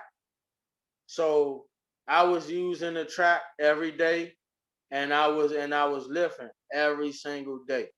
Gotcha. You know what I'm saying? It wasn't no day that I like 5 days a week I'm in the weight room. Mm. So I'm getting bigger, faster, stronger, bigger, faster, stronger, bigger, faster, stronger. So boom, Delaware, and I'm going to every single home game. Gotcha. I'm going to all the home games, you know what I'm saying, seeing what's going on. Right. And I'm liking it. I'm like, damn, man. Like the crowd is into it. Like this big time football, they playing against competition. I'm like, man, this is straight right here. You know what I'm saying? And I feel like I'm gonna have an opportunity to play. Gotcha. So so soon as that season ends, what happens? Thanksgiving break, we all go home and all that. Come back for that little bit of time before you get off for the fall, for going into spring. Yeah, for the Christmas break. Yeah. So they have a meeting with all the walk-ons, and they like, yeah, man, come January, y'all gonna start working out with the team. Got you. So I'm excited. I'm like, it's on. You know what I'm saying? So January comes. I get my Delaware State gear. Mm-hmm. And yeah, now we in the weight room. We running that night, you know what I'm saying? I'm a part of it. And I really want to play receiver. I remember this shit. Like, I really wanted to play receiver, man. Like, got you. Santana Moss was he was like my idol at that time. Yeah. He was killing it, you know what I'm saying? Even still, when you playing both sides of the ball, you still going to Delaware State saying you want to play on the offensive side of the ball? Still wanted to play on the offensive side of the ball for some reason. I don't know. So I got up there and to be real, my man Dynamite is the reason why I actually played corner. So one night after the running session, the defensive coordinator comes to me. Mm-hmm. And this is probably like after a month that we've been training. Matter of fact, he calls me in his office. We have a meeting. Mm-hmm. He says, hey, if you play corner, like we need you at corner. If you play corner, you're gonna play like now. Mm. If you play receiver, man, I don't know if you even, I don't know. And I'm thinking in my head, like, man, you tripping. I'm gonna start. I'm gonna be beside my man T Black. Big up to my man T Black, Thomas Bowden, you know what I'm saying? Yeah. He came from Curl. Okay. Was a dog, you know what I'm saying? Big 6'3", 205, 210. Yeah. You know what I'm saying? Cut up, super black dude. Was an animal, you know what I'm saying? And I was like, okay, I'm gonna be starting beside him. Yeah. And one night after we finished working out, the quarterback was in there, and they was like, hey, run some routes. And I actually ran them against Dynamite. Okay. Dynamite D'd me up so good, they were like, yeah, man, you gonna play corner. Mm. You know what I'm saying? Yeah, so I was actually a little sad, you know what I'm saying? But once they moved me on the defensive side of the ball, now I'm training with the corners. I'm training with the DBs now. Mm-hmm. And I'm looking around, I'm like, well shit, I'm gonna play, I'm still gonna play. Right. I'm gonna be out there. Like I'm fucking around and I might can start this shit. Right. So yeah, man, we going out, we going hard. Spring ball starts. I'm still ineligible, so I can't play spring ball. You know what I'm saying? But Right. it's guaranteed that I'm going to camp though. So they like, you don't have nothing to worry about. You just gotta come to every practice, come to every meeting.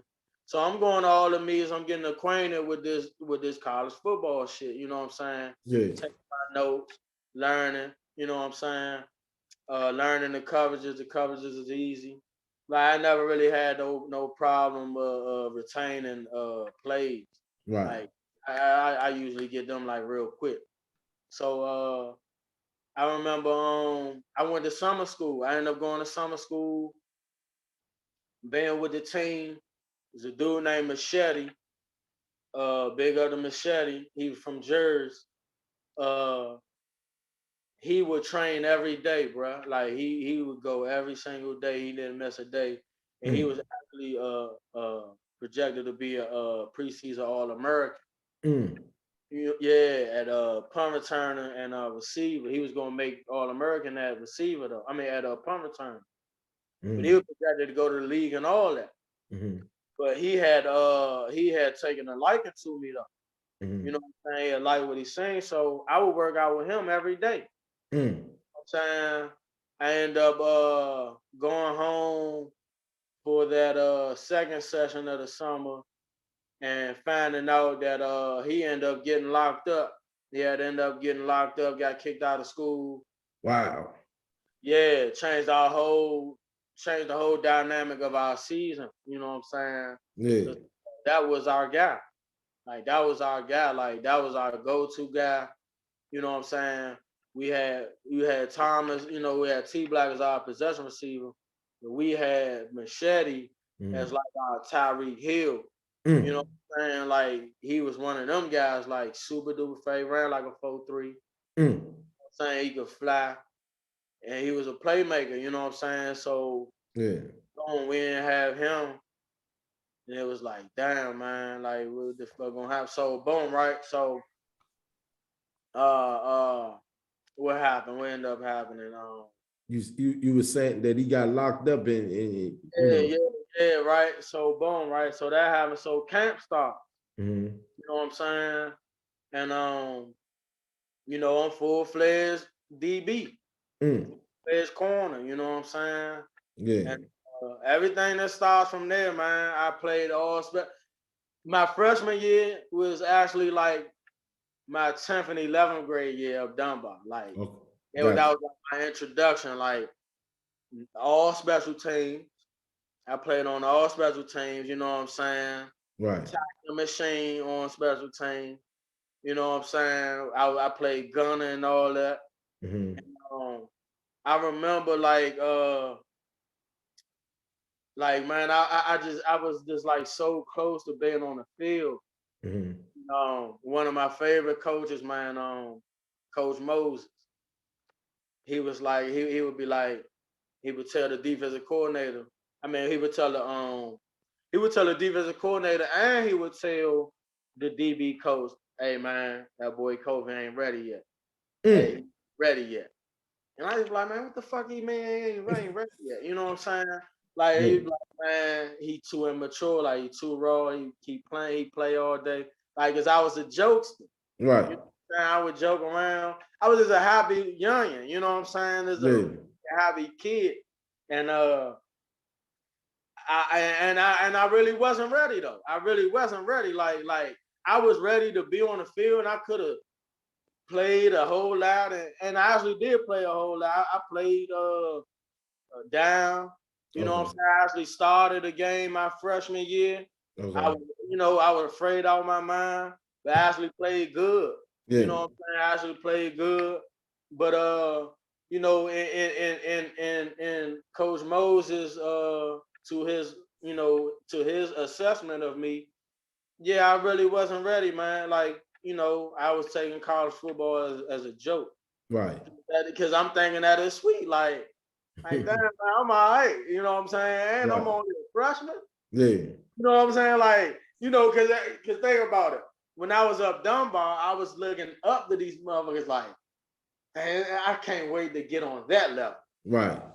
When I get to Delaware State, I'm looking around like, shit. I'm there. Crazy. Yeah. I just gotta stay the course, keep working hard, keep going hard, chopping wood. I'm gonna be gravy. I'm gonna get on this field ASAP. Right. And I just knew, but the thing was when I came into camp, I had pulled my hamstring a week before camp started. That happened.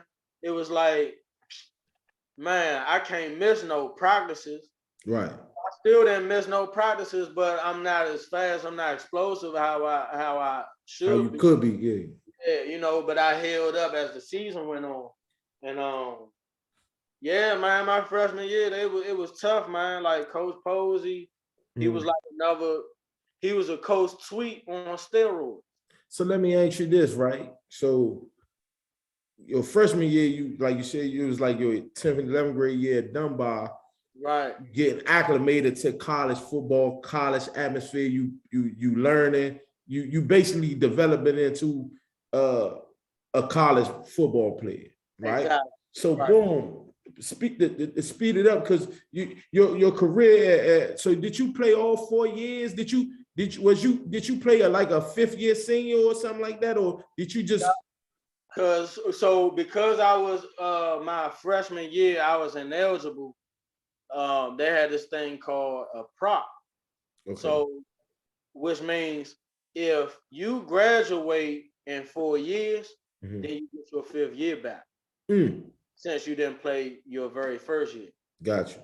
So, so my whole so the whole time when I heard about that, I was like, cool, I'm gonna make sure I graduate in 4 years. So I can get my 5th year as a senior. And you did that? And I did that. Wow. So at any time, and I want it's a couple of things that I want to go through before, because I don't want to hold you, but for so long I don't know what your schedule like. But right. I want to touch bases on your college career, right, up leading up to your senior year, and some of the people that you faced in college.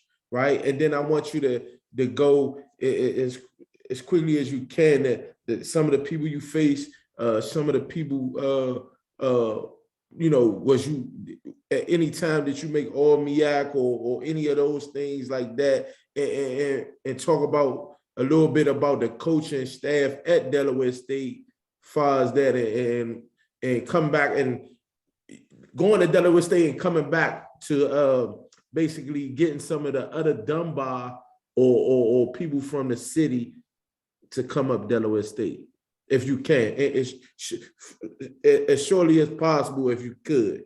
Right. All right. So let's just put it to you like this. My career at Delaware State was actually like the opposite of my career of Dunbar. Like Dunbar had to work to get to the 12th grade to, reap them benefits. When the work has already been done. So when I got up Delaware State, I'm automatically in the mix. So my freshman year was the only year that I didn't start. From my sophomore year on out, it was on. You know what I'm saying? And all of that was it was straight work also, because my freshman year we actually went 1-11, 1-12, 1-10, something like that, and the whole coaching staff got fired. Whoa. Yeah, so boom, they bring in a whole new coaching staff. Rest in peace to Coach Levine. Coach Levine came up, he's the head coach.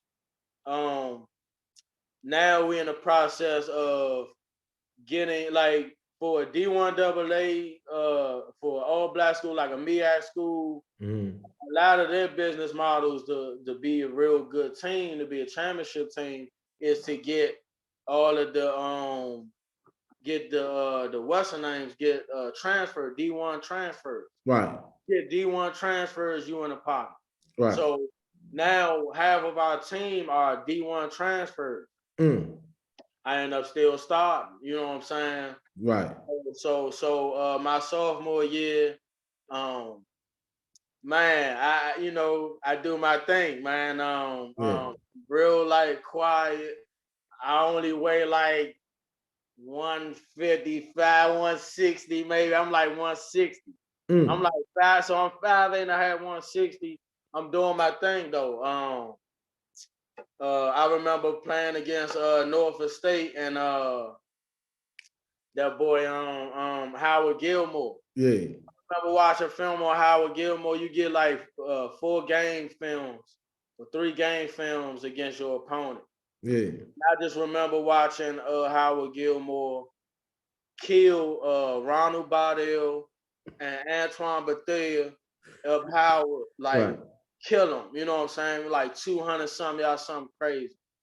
2 to 3 to something crazy. You know what I'm saying? Yeah. And he always been 1,000-yard receiver.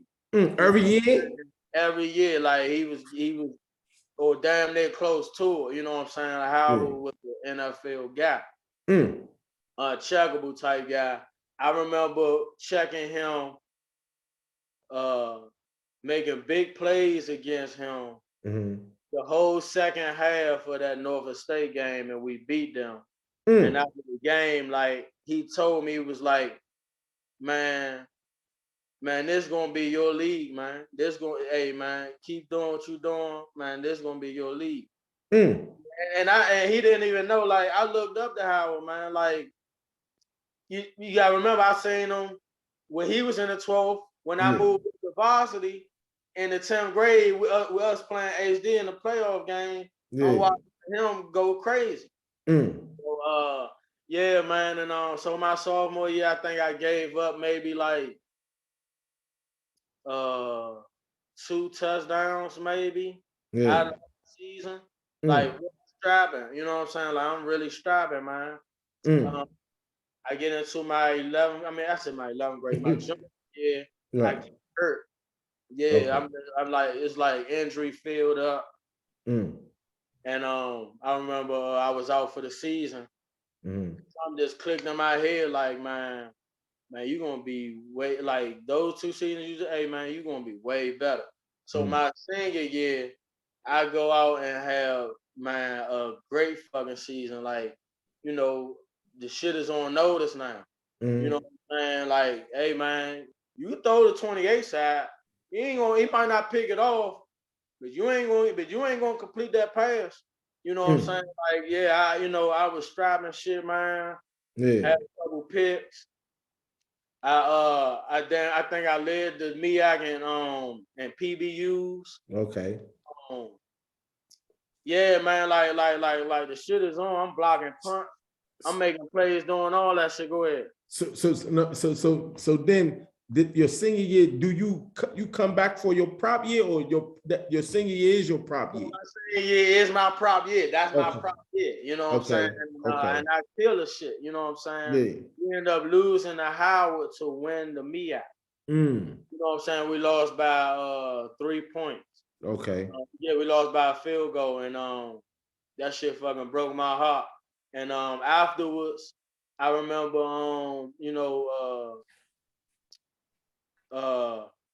my father, like, man, if this is what you want to do, then we gonna have to make something work. Like you gonna have to go full fledged with it, because I had already graduated. Okay. You remember I graduated in 4 years already. Got you. Boom, right? So I signed with an agent. Okay. I go down, he sent me down North Carolina. You know what I'm saying? I'm down North Carolina training. It's a facility called or it was a facility called Extreme. Yeah. And it's like one of them big boy facilities that you go to pre-draft. Yeah. You know what I'm saying? Get your 40 right, get all your measurables and stuff right. Basically like training you for your ultimate job interview. You know what I'm saying? And I remember getting like super duper fast, faster than what I had ever been. Yeah. And I remember putting on some good times, record some good measurables. Yeah. You know, I just knew I was going to get signed, undrafted free agent to either Redskins or Browns or the Jacksonville Jaguars. Like one of these teams going to get me. And that phone ain't ring, man. You know what I'm saying? That phone ain't ring. I actually got the call that actually came in was my best friend at the time had ended up getting shot and going to the hospital, you know, making sure that was all straight. And I actually went against my agent. My agent said to not leave the house. Saying not leave the house that day and just be by the phone. And I remember everything kind of like changing from there. Like, you know, my mentality started to change. I started to be really depressed. You know, like you know how it is, man. When you put all your eggs in one basket, you Right. expect something to work, and it doesn't work how you want it to work. Right. Man, you know it could be very depressing. So it was real depressing at that time, and a whole bunch of crazy stuff started going on. I Gotcha. ended up going back down North Carolina, and I remember getting calls from arena coaches, Gotcha. arena teams, and one of them had hit me up, Bruce Cowdery. Yeah. I'm not gonna say big up the Bruce Cowdery, even though I don't have no problem with him though. You know what I'm saying? Bruce Cowdery was just he was just a different type of guy. You know Yeah. what I'm saying?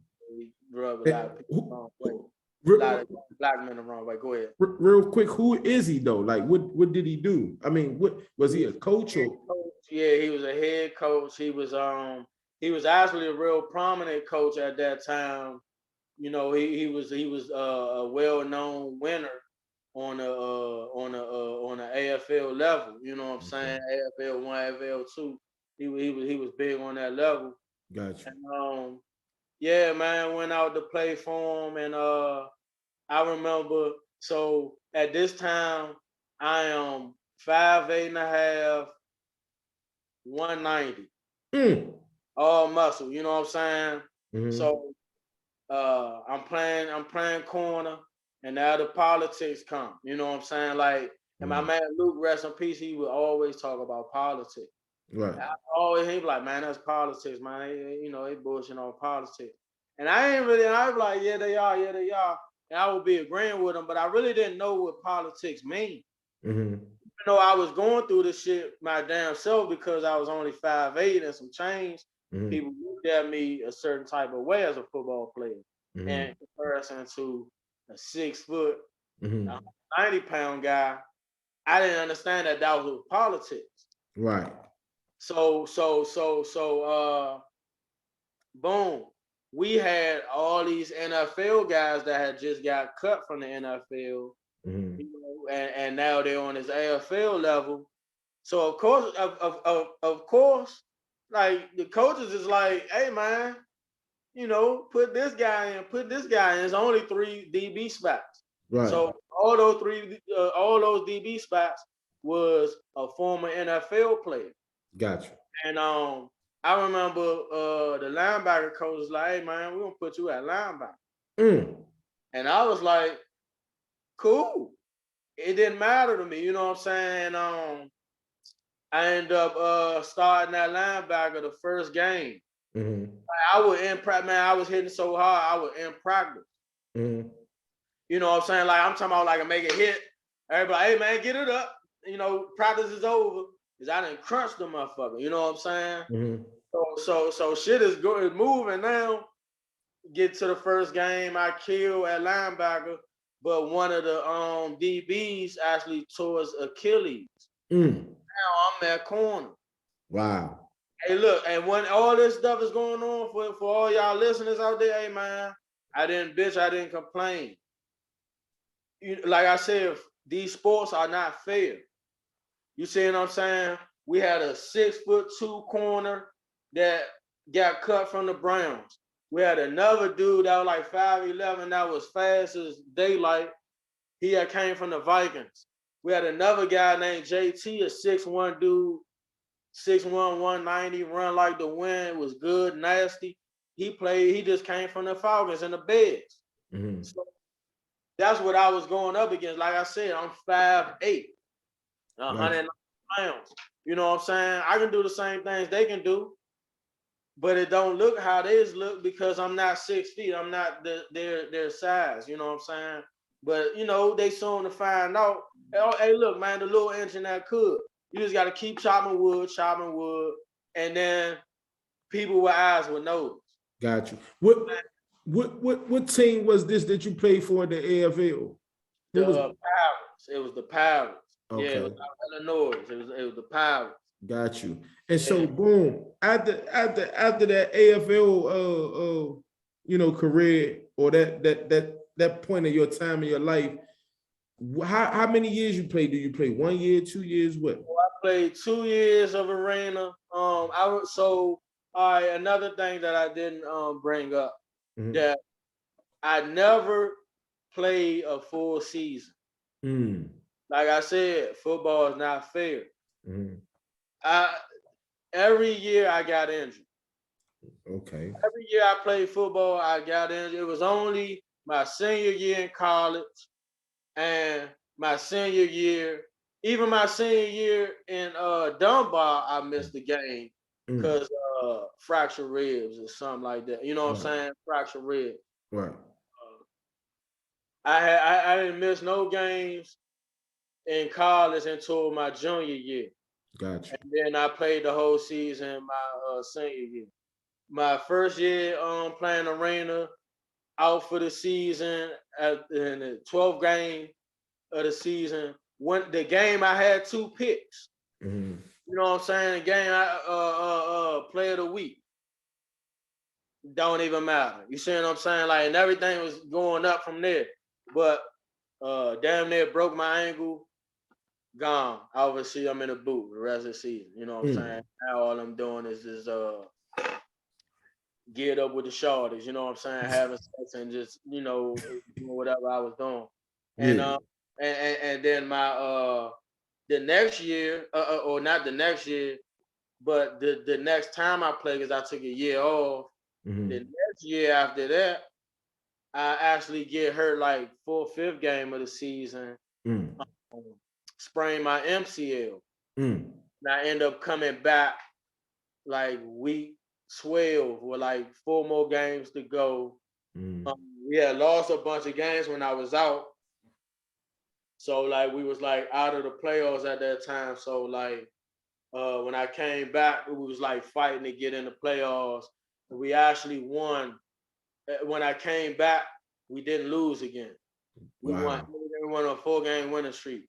But what happened was we didn't make the playoffs.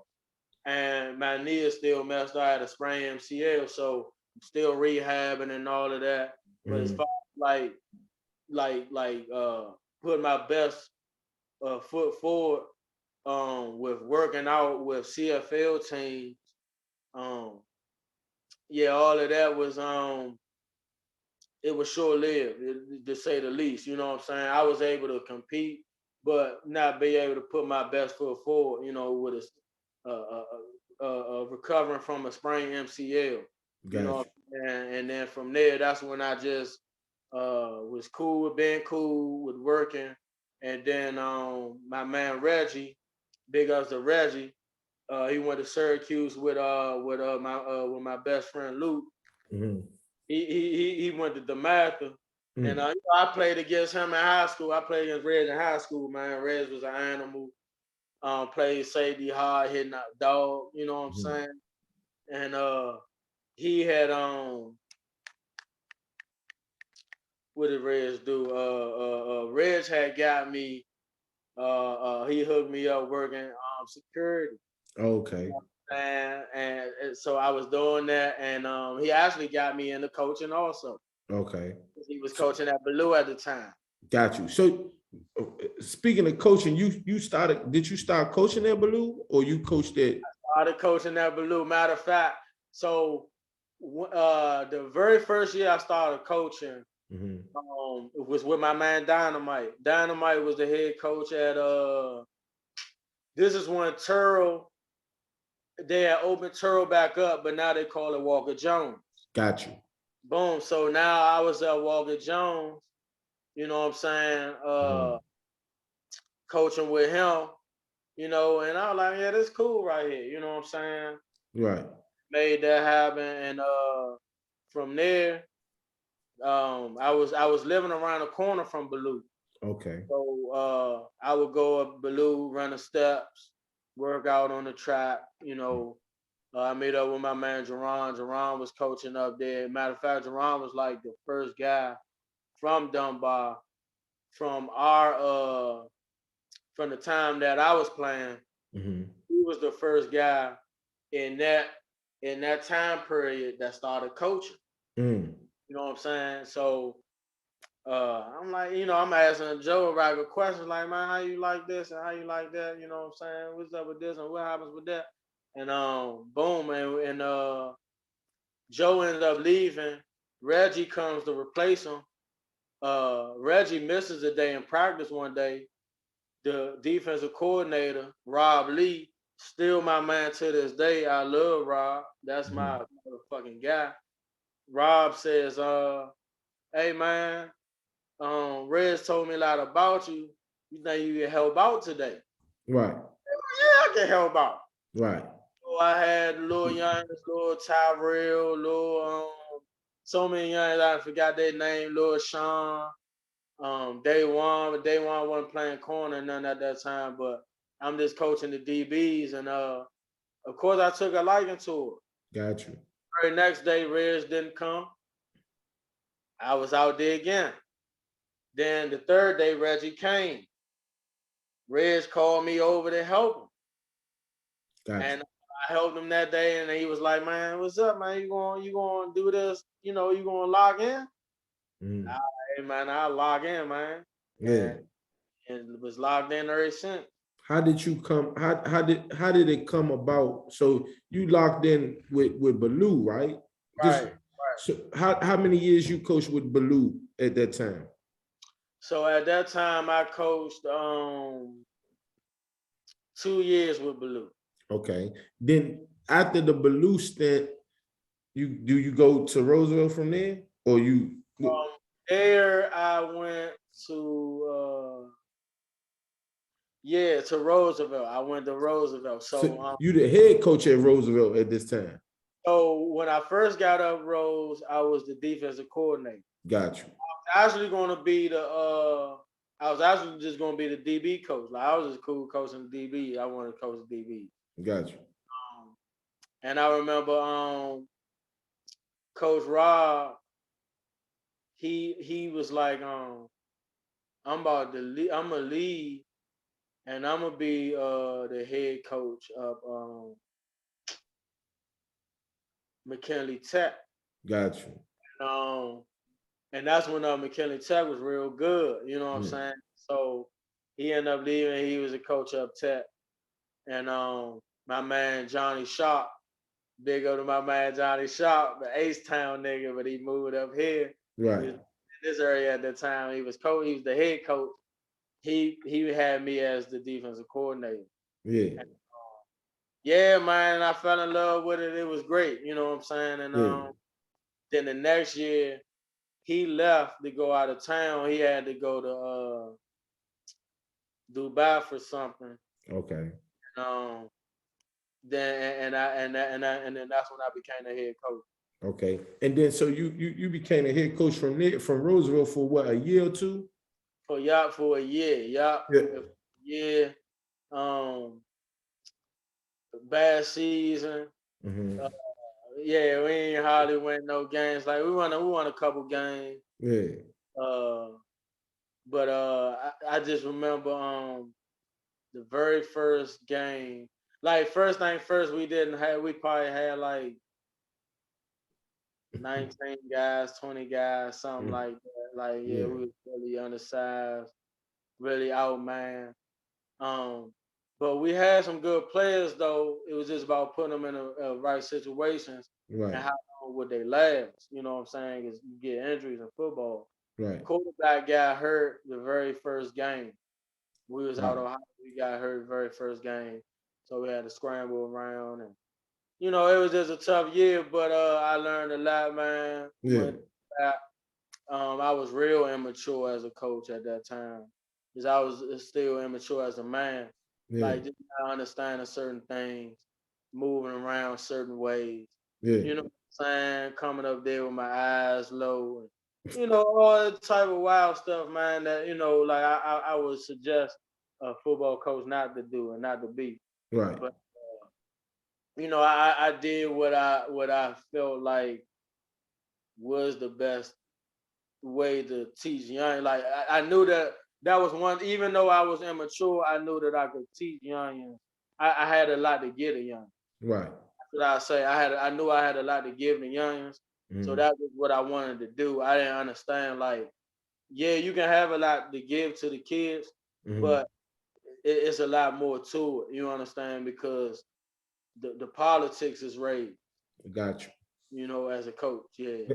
And so from Roosevelt, you went on to coach at McKinley after Roosevelt. Rose, yeah, from Rose, I went to McKinley Tech. I coached at McKinley Tech for a while, Yeah. and coaching with Rob, that was all good. That was great, Mm. and I remember after maybe 2-3 years or something like that, I was just like I felt burnt out, and I was like, man, I'm just gonna chill out, man. I coach kids, like I train them on the side and stuff. Yeah. But I was just done with coaching, and then I finally I coached my last year at Blue. Mm. Actually, like a couple of years ago, maybe like 4 or 5 years ago, or something like that. Yeah. We ended up losing in the Turkey Bowl. That was my last time coaching. Got you. So look, like out of all, man, this is so powerful story, man. Like just touching bases on where you begin and where you end. Like it's just a miraculous story because, like, I don't know if you see it, but from where you started out at and where you ended up at, like a lot of kids in the city, and because you coached before, some people give up, man. Like Yeah, in that process right there, and I want to commend you because, like, like how you say you used to look up to like a lot of these people that were stars in our eyes or whatever. That's how I look up to you, man. Like you got the coaching and different things like that. You're a good businessman. You know what I'm saying? A good person, and I just want to thank you, man, for sharing your story. You know what I'm saying? And you know what's funny about it? What's funny about everything? I ain't even get everything. Like you know what I'm saying? We can go 10 hours with talking, but just to have it on the sports level and coaching and where you came from, you know, junior high school at the time, middle school, all the way to a career in college and in the pros with the AFL and things of that nature. And not only that, coming back, giving back to the kids with coaching, cornerback coach, working out, head coach, and all that. It's got to be commended. And man, I don't know what else to say. But before we go, I would want you to say like anything that you would like to share with the kids and not just the kids, even adults that's even trying to get into coaching or some type of mentorship, because I ain't even touch on that. You used to do a mentorship, like going to visit people and mentorshipping them and writing stuff down. So can you, before we go, touch on that, like give a word of advice for far as student athletes and just students, period, and then talk about the mentorship that you was doing, and then we can leave out with anything you want to say and advice that you want to give to the people. Okay, all right. So to touch on that a little bit, so I was with Contemporary Family Services, CFS, and I forgot the owner at that time, man. He was a great guy though. Actually a black guy. He was a real good guy. But my man Dynamite ended up getting me with that though. Okay. And you know, we would go yeah, mainly with kids in the system, you know, in group homes or Right. you know, some of them still live with their parents and stuff, but they had real tough situations. And you know, you would go and basically like try to get them the stuff that they need.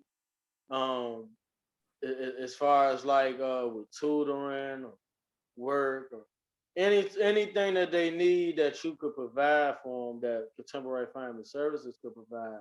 Right. You know that's you know. So I did that for a little while, and that was real gut wrenching though. Like man, like you know, you gotta have a stomach for that stuff, man, or a heart for it, because it's not an easy thing. You coming in certain situations, Right. seeing kids in certain situations, you know, you just feel real bad for them. Yeah. You know, I had a kid that was, well, I had a couple kids, and Dynamite did too. That was up DC General. You know, when they turned DC General to the shelter, Okay. um, yeah, right there by DC jail. And Right. we had kids up in there, man. You go in that zone and Man. that Yeah. shit tough, man. Like you seeing kids live like that, like you like, God dang, motherfucker living in dorm. Right. You know what I'm saying? You know, and they had to deal with it, man. So that was a tough pill to swallow when I was doing that. Yeah. But I still was going through it and doing it. And yeah, man, you know, I got I had I built up some passion for it, you know, but one thing about passion though, like passion is actually like a form of ignorance, really. Talk to me about You know what I'm saying? Like you know, passion is like a outward aspiration. it. Mm-hmm. You know what I'm saying? Like when the passion, so when that passion is inward, you're Mm-hmm. aspired. You know, you're inspired by something. When Gotcha. that passion becomes outward, you understand when I mean outward, I mean now you're emotionally invested. Mm. You understand? That actually take you to a whole nother mindset. So, you know, yeah, you know, I started to learn that, you know, instead of doing what I was doing, Mm-hmm. halfway doing it, let me all the way get me right. So then it's easy to get the next man right because now you don't have to do anything. People are inspired and inspired by watching you. You lead as an example instead of, you know, saying, hey, man, do this, do that, do this, do that. Right. They actually get to watch you. And then they say, hey, J Ty, man, I see you was moving like this, man. What's up with that? Right. Oh, yeah, man. I've been doing that, you know what I'm saying? Whatever it is, you know what I'm Right. saying? Right. And now you just aspire and inspire people without even trying, doing, not doing, And trying but not trying. You know what I'm the saying? the piggyback off of what you were saying, like we was talking off the record earlier, and you said, "Man, what made you do this?" And your story is needed to be heard, man. It really do. Like a lot of people want to keep stuff to themselves and keep it in, and guess what? You don't know who that might help. So your story and the things that you went through, and we didn't even get all the way into the deep stuff, and that's fine. Just off the high school and your transition from, like I said, from junior high all the way up to now, it's been inspirational because it teaches people. Somebody gonna get something from it, and that's what I wanted to give back. That's what made me want to do this because it's people that I know personally like I know you personally, you know, Exactly. and I know the level that you was at, and still is at that level, still trained to this day, still, you know, do stuff on a business level and on working out and things of that nature. And guess what? Is a thousand more of you that I know personally. Right. And so to get this story out, man, is a blessing.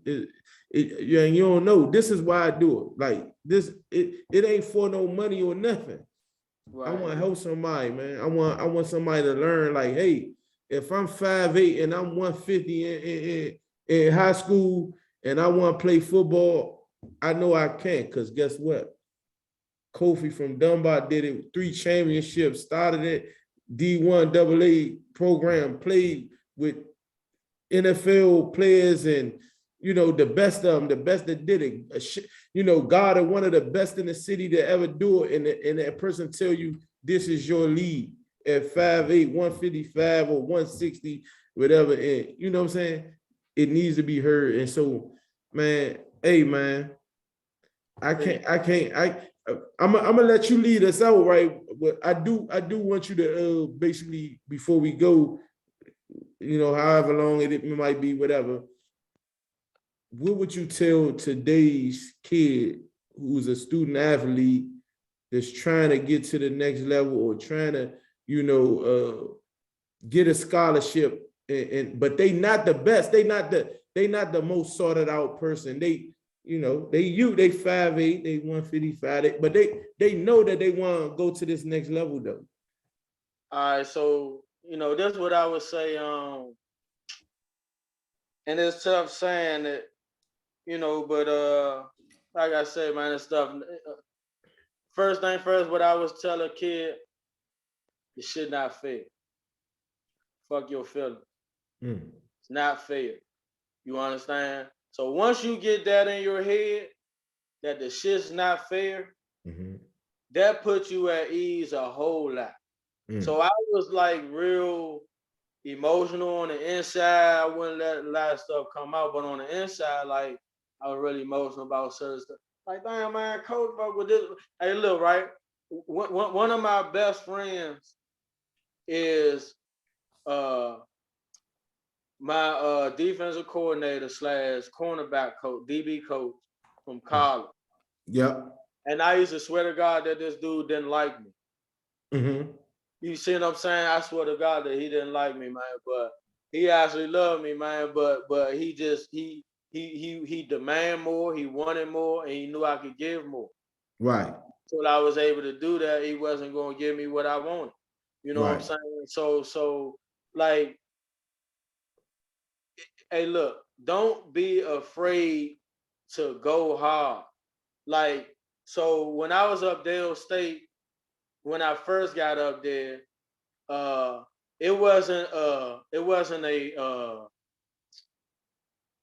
how can I say, it wasn't a popular thing. It wasn't a cool thing to work out by yourself, like without the team, Right. without the standard practicing, like we was talking about earlier. Right. You're gonna have your standard practices, your standard weightlifting, your standard running, your standard this, standard that. You're gonna have that. But what are you gonna do outside of that standard stuff though? Mm. You understand? Because the next man is gonna be doing it. The Mm-hmm. next man that's going someplace, he's gonna be doing it, and he's not gonna be 5'8". Mm. He's gonna be 6'1", 6'2", 6'3", 6'4", Right. 205, 210, 2. You see what I mean? He's gonna be the prototype. So Right. if you're not the prototype, you might need to go above and beyond what they're doing Mm. to even be on that same stage as them. And that's okay. Like, be okay with that. Like, no, like, hey, look, Howard, you know, like, dude, like Howard Gilmore, man, like, I know how Howard move. We ain't gonna talk about how, but I know Howard, the type of guy he is. Yeah. You see what I'm saying? He didn't have to go the extra mile like a guy like me. Right. He was naturally talented. You see what I'm saying? He rolled out of the bed. He catch 10 balls, 200 yards, 3 touchdowns. Like, that's who he is. I roll out of bed, I'm not gonna be able to do that. I don't have those genetics. Right. I'm not 6'3", 6'2". I'm not 200 pounds. I don't have any of that. You know what I'm saying? So if you a guy that gotta work for everything, don't mind the work for everything. And go and look, if you can max yourself out daily, you'll be okay. Don't worry about the next man. Mm. Don't worry about conquering the next man. Conquer yourself. Hey, look, man. Hey, look, James Allen say, the man that can conquer another man, strong. A man that can conquer himself, Mm-hmm. great. Mm. You see what I'm saying? That's greatness right there. And that's what you want to do. Like, because you might can achieve greatness to your level of standards or to that threshold that you can get to. And it might not be the ultimate threshold. Mm. You see what I'm saying? The NFL, the CFL. You might not get to those thresholds that the world has presented before you, but you maxed out what you could do. Mm. Like, man, my nigga Pitbull, hey man, I love Pitbull to this day, man. What pit bull we talking about here? Pitbull played for Dunbar, Okay. a South Side nigga. Man, Pitbull is 5'8", probably like 210, 220, 230. Mm-hmm. A little engine that could. He played D tackle, and I think he played. I don't think he played on the O line, but he played D line, and you wasn't gonna fuck with him. Mm. You gonna move him. He was unmovable. He was like fucking like a man. He was a dog, bro. He was a damn tree stump. Mm. You know how you can't move a tree. You trying to get that stump about your yard. You can move the whole tree, but you can't move this stump though. This little ass stump is still in your yard. Yeah. Pit bull, bro. Mm. And you know what I'm saying? All hot, nothing but hot, man. So, Mm. so yeah, man. Seeing people like that, man, I just knew like, hey, man, every day is a go time.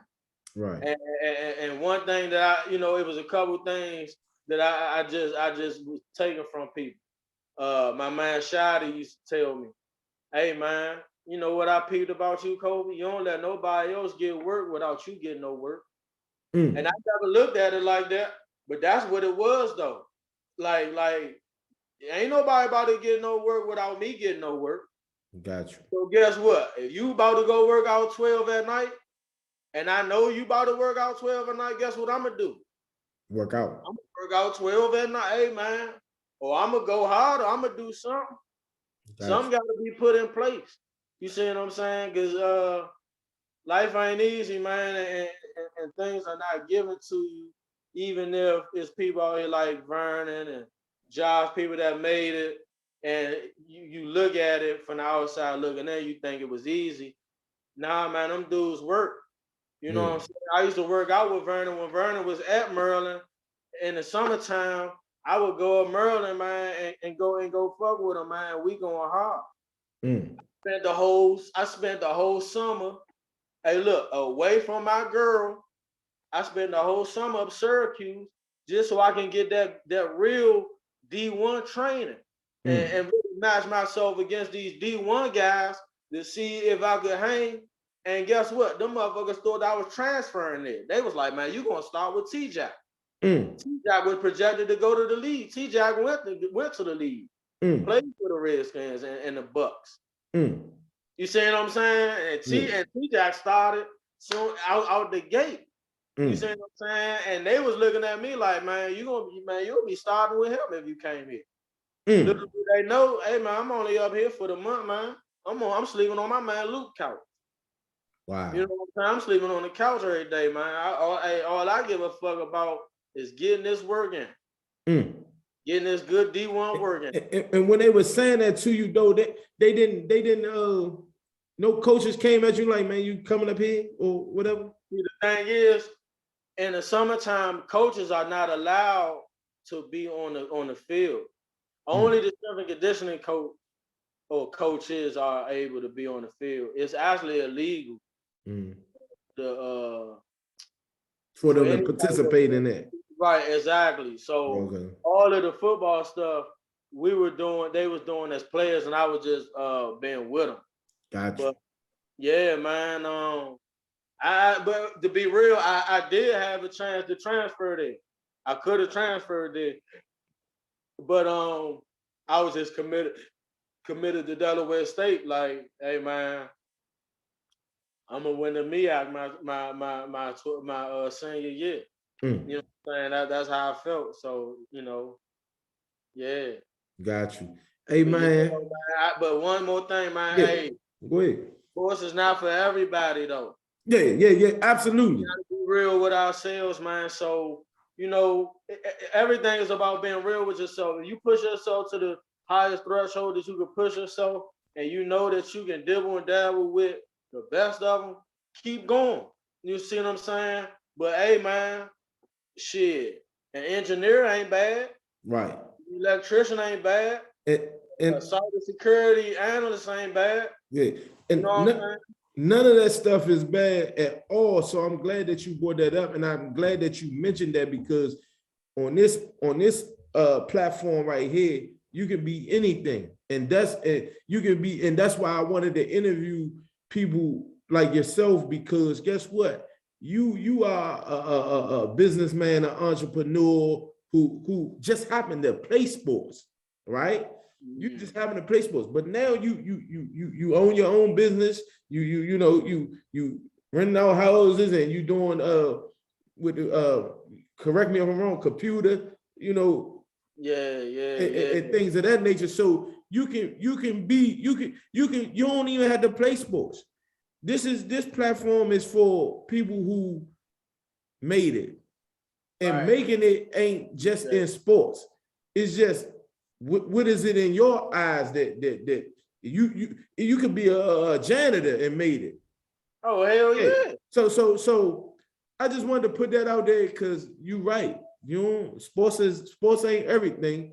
Sometimes it's a vehicle to get to you where you want to get to, but you can also be an academic person that like you said, engineering.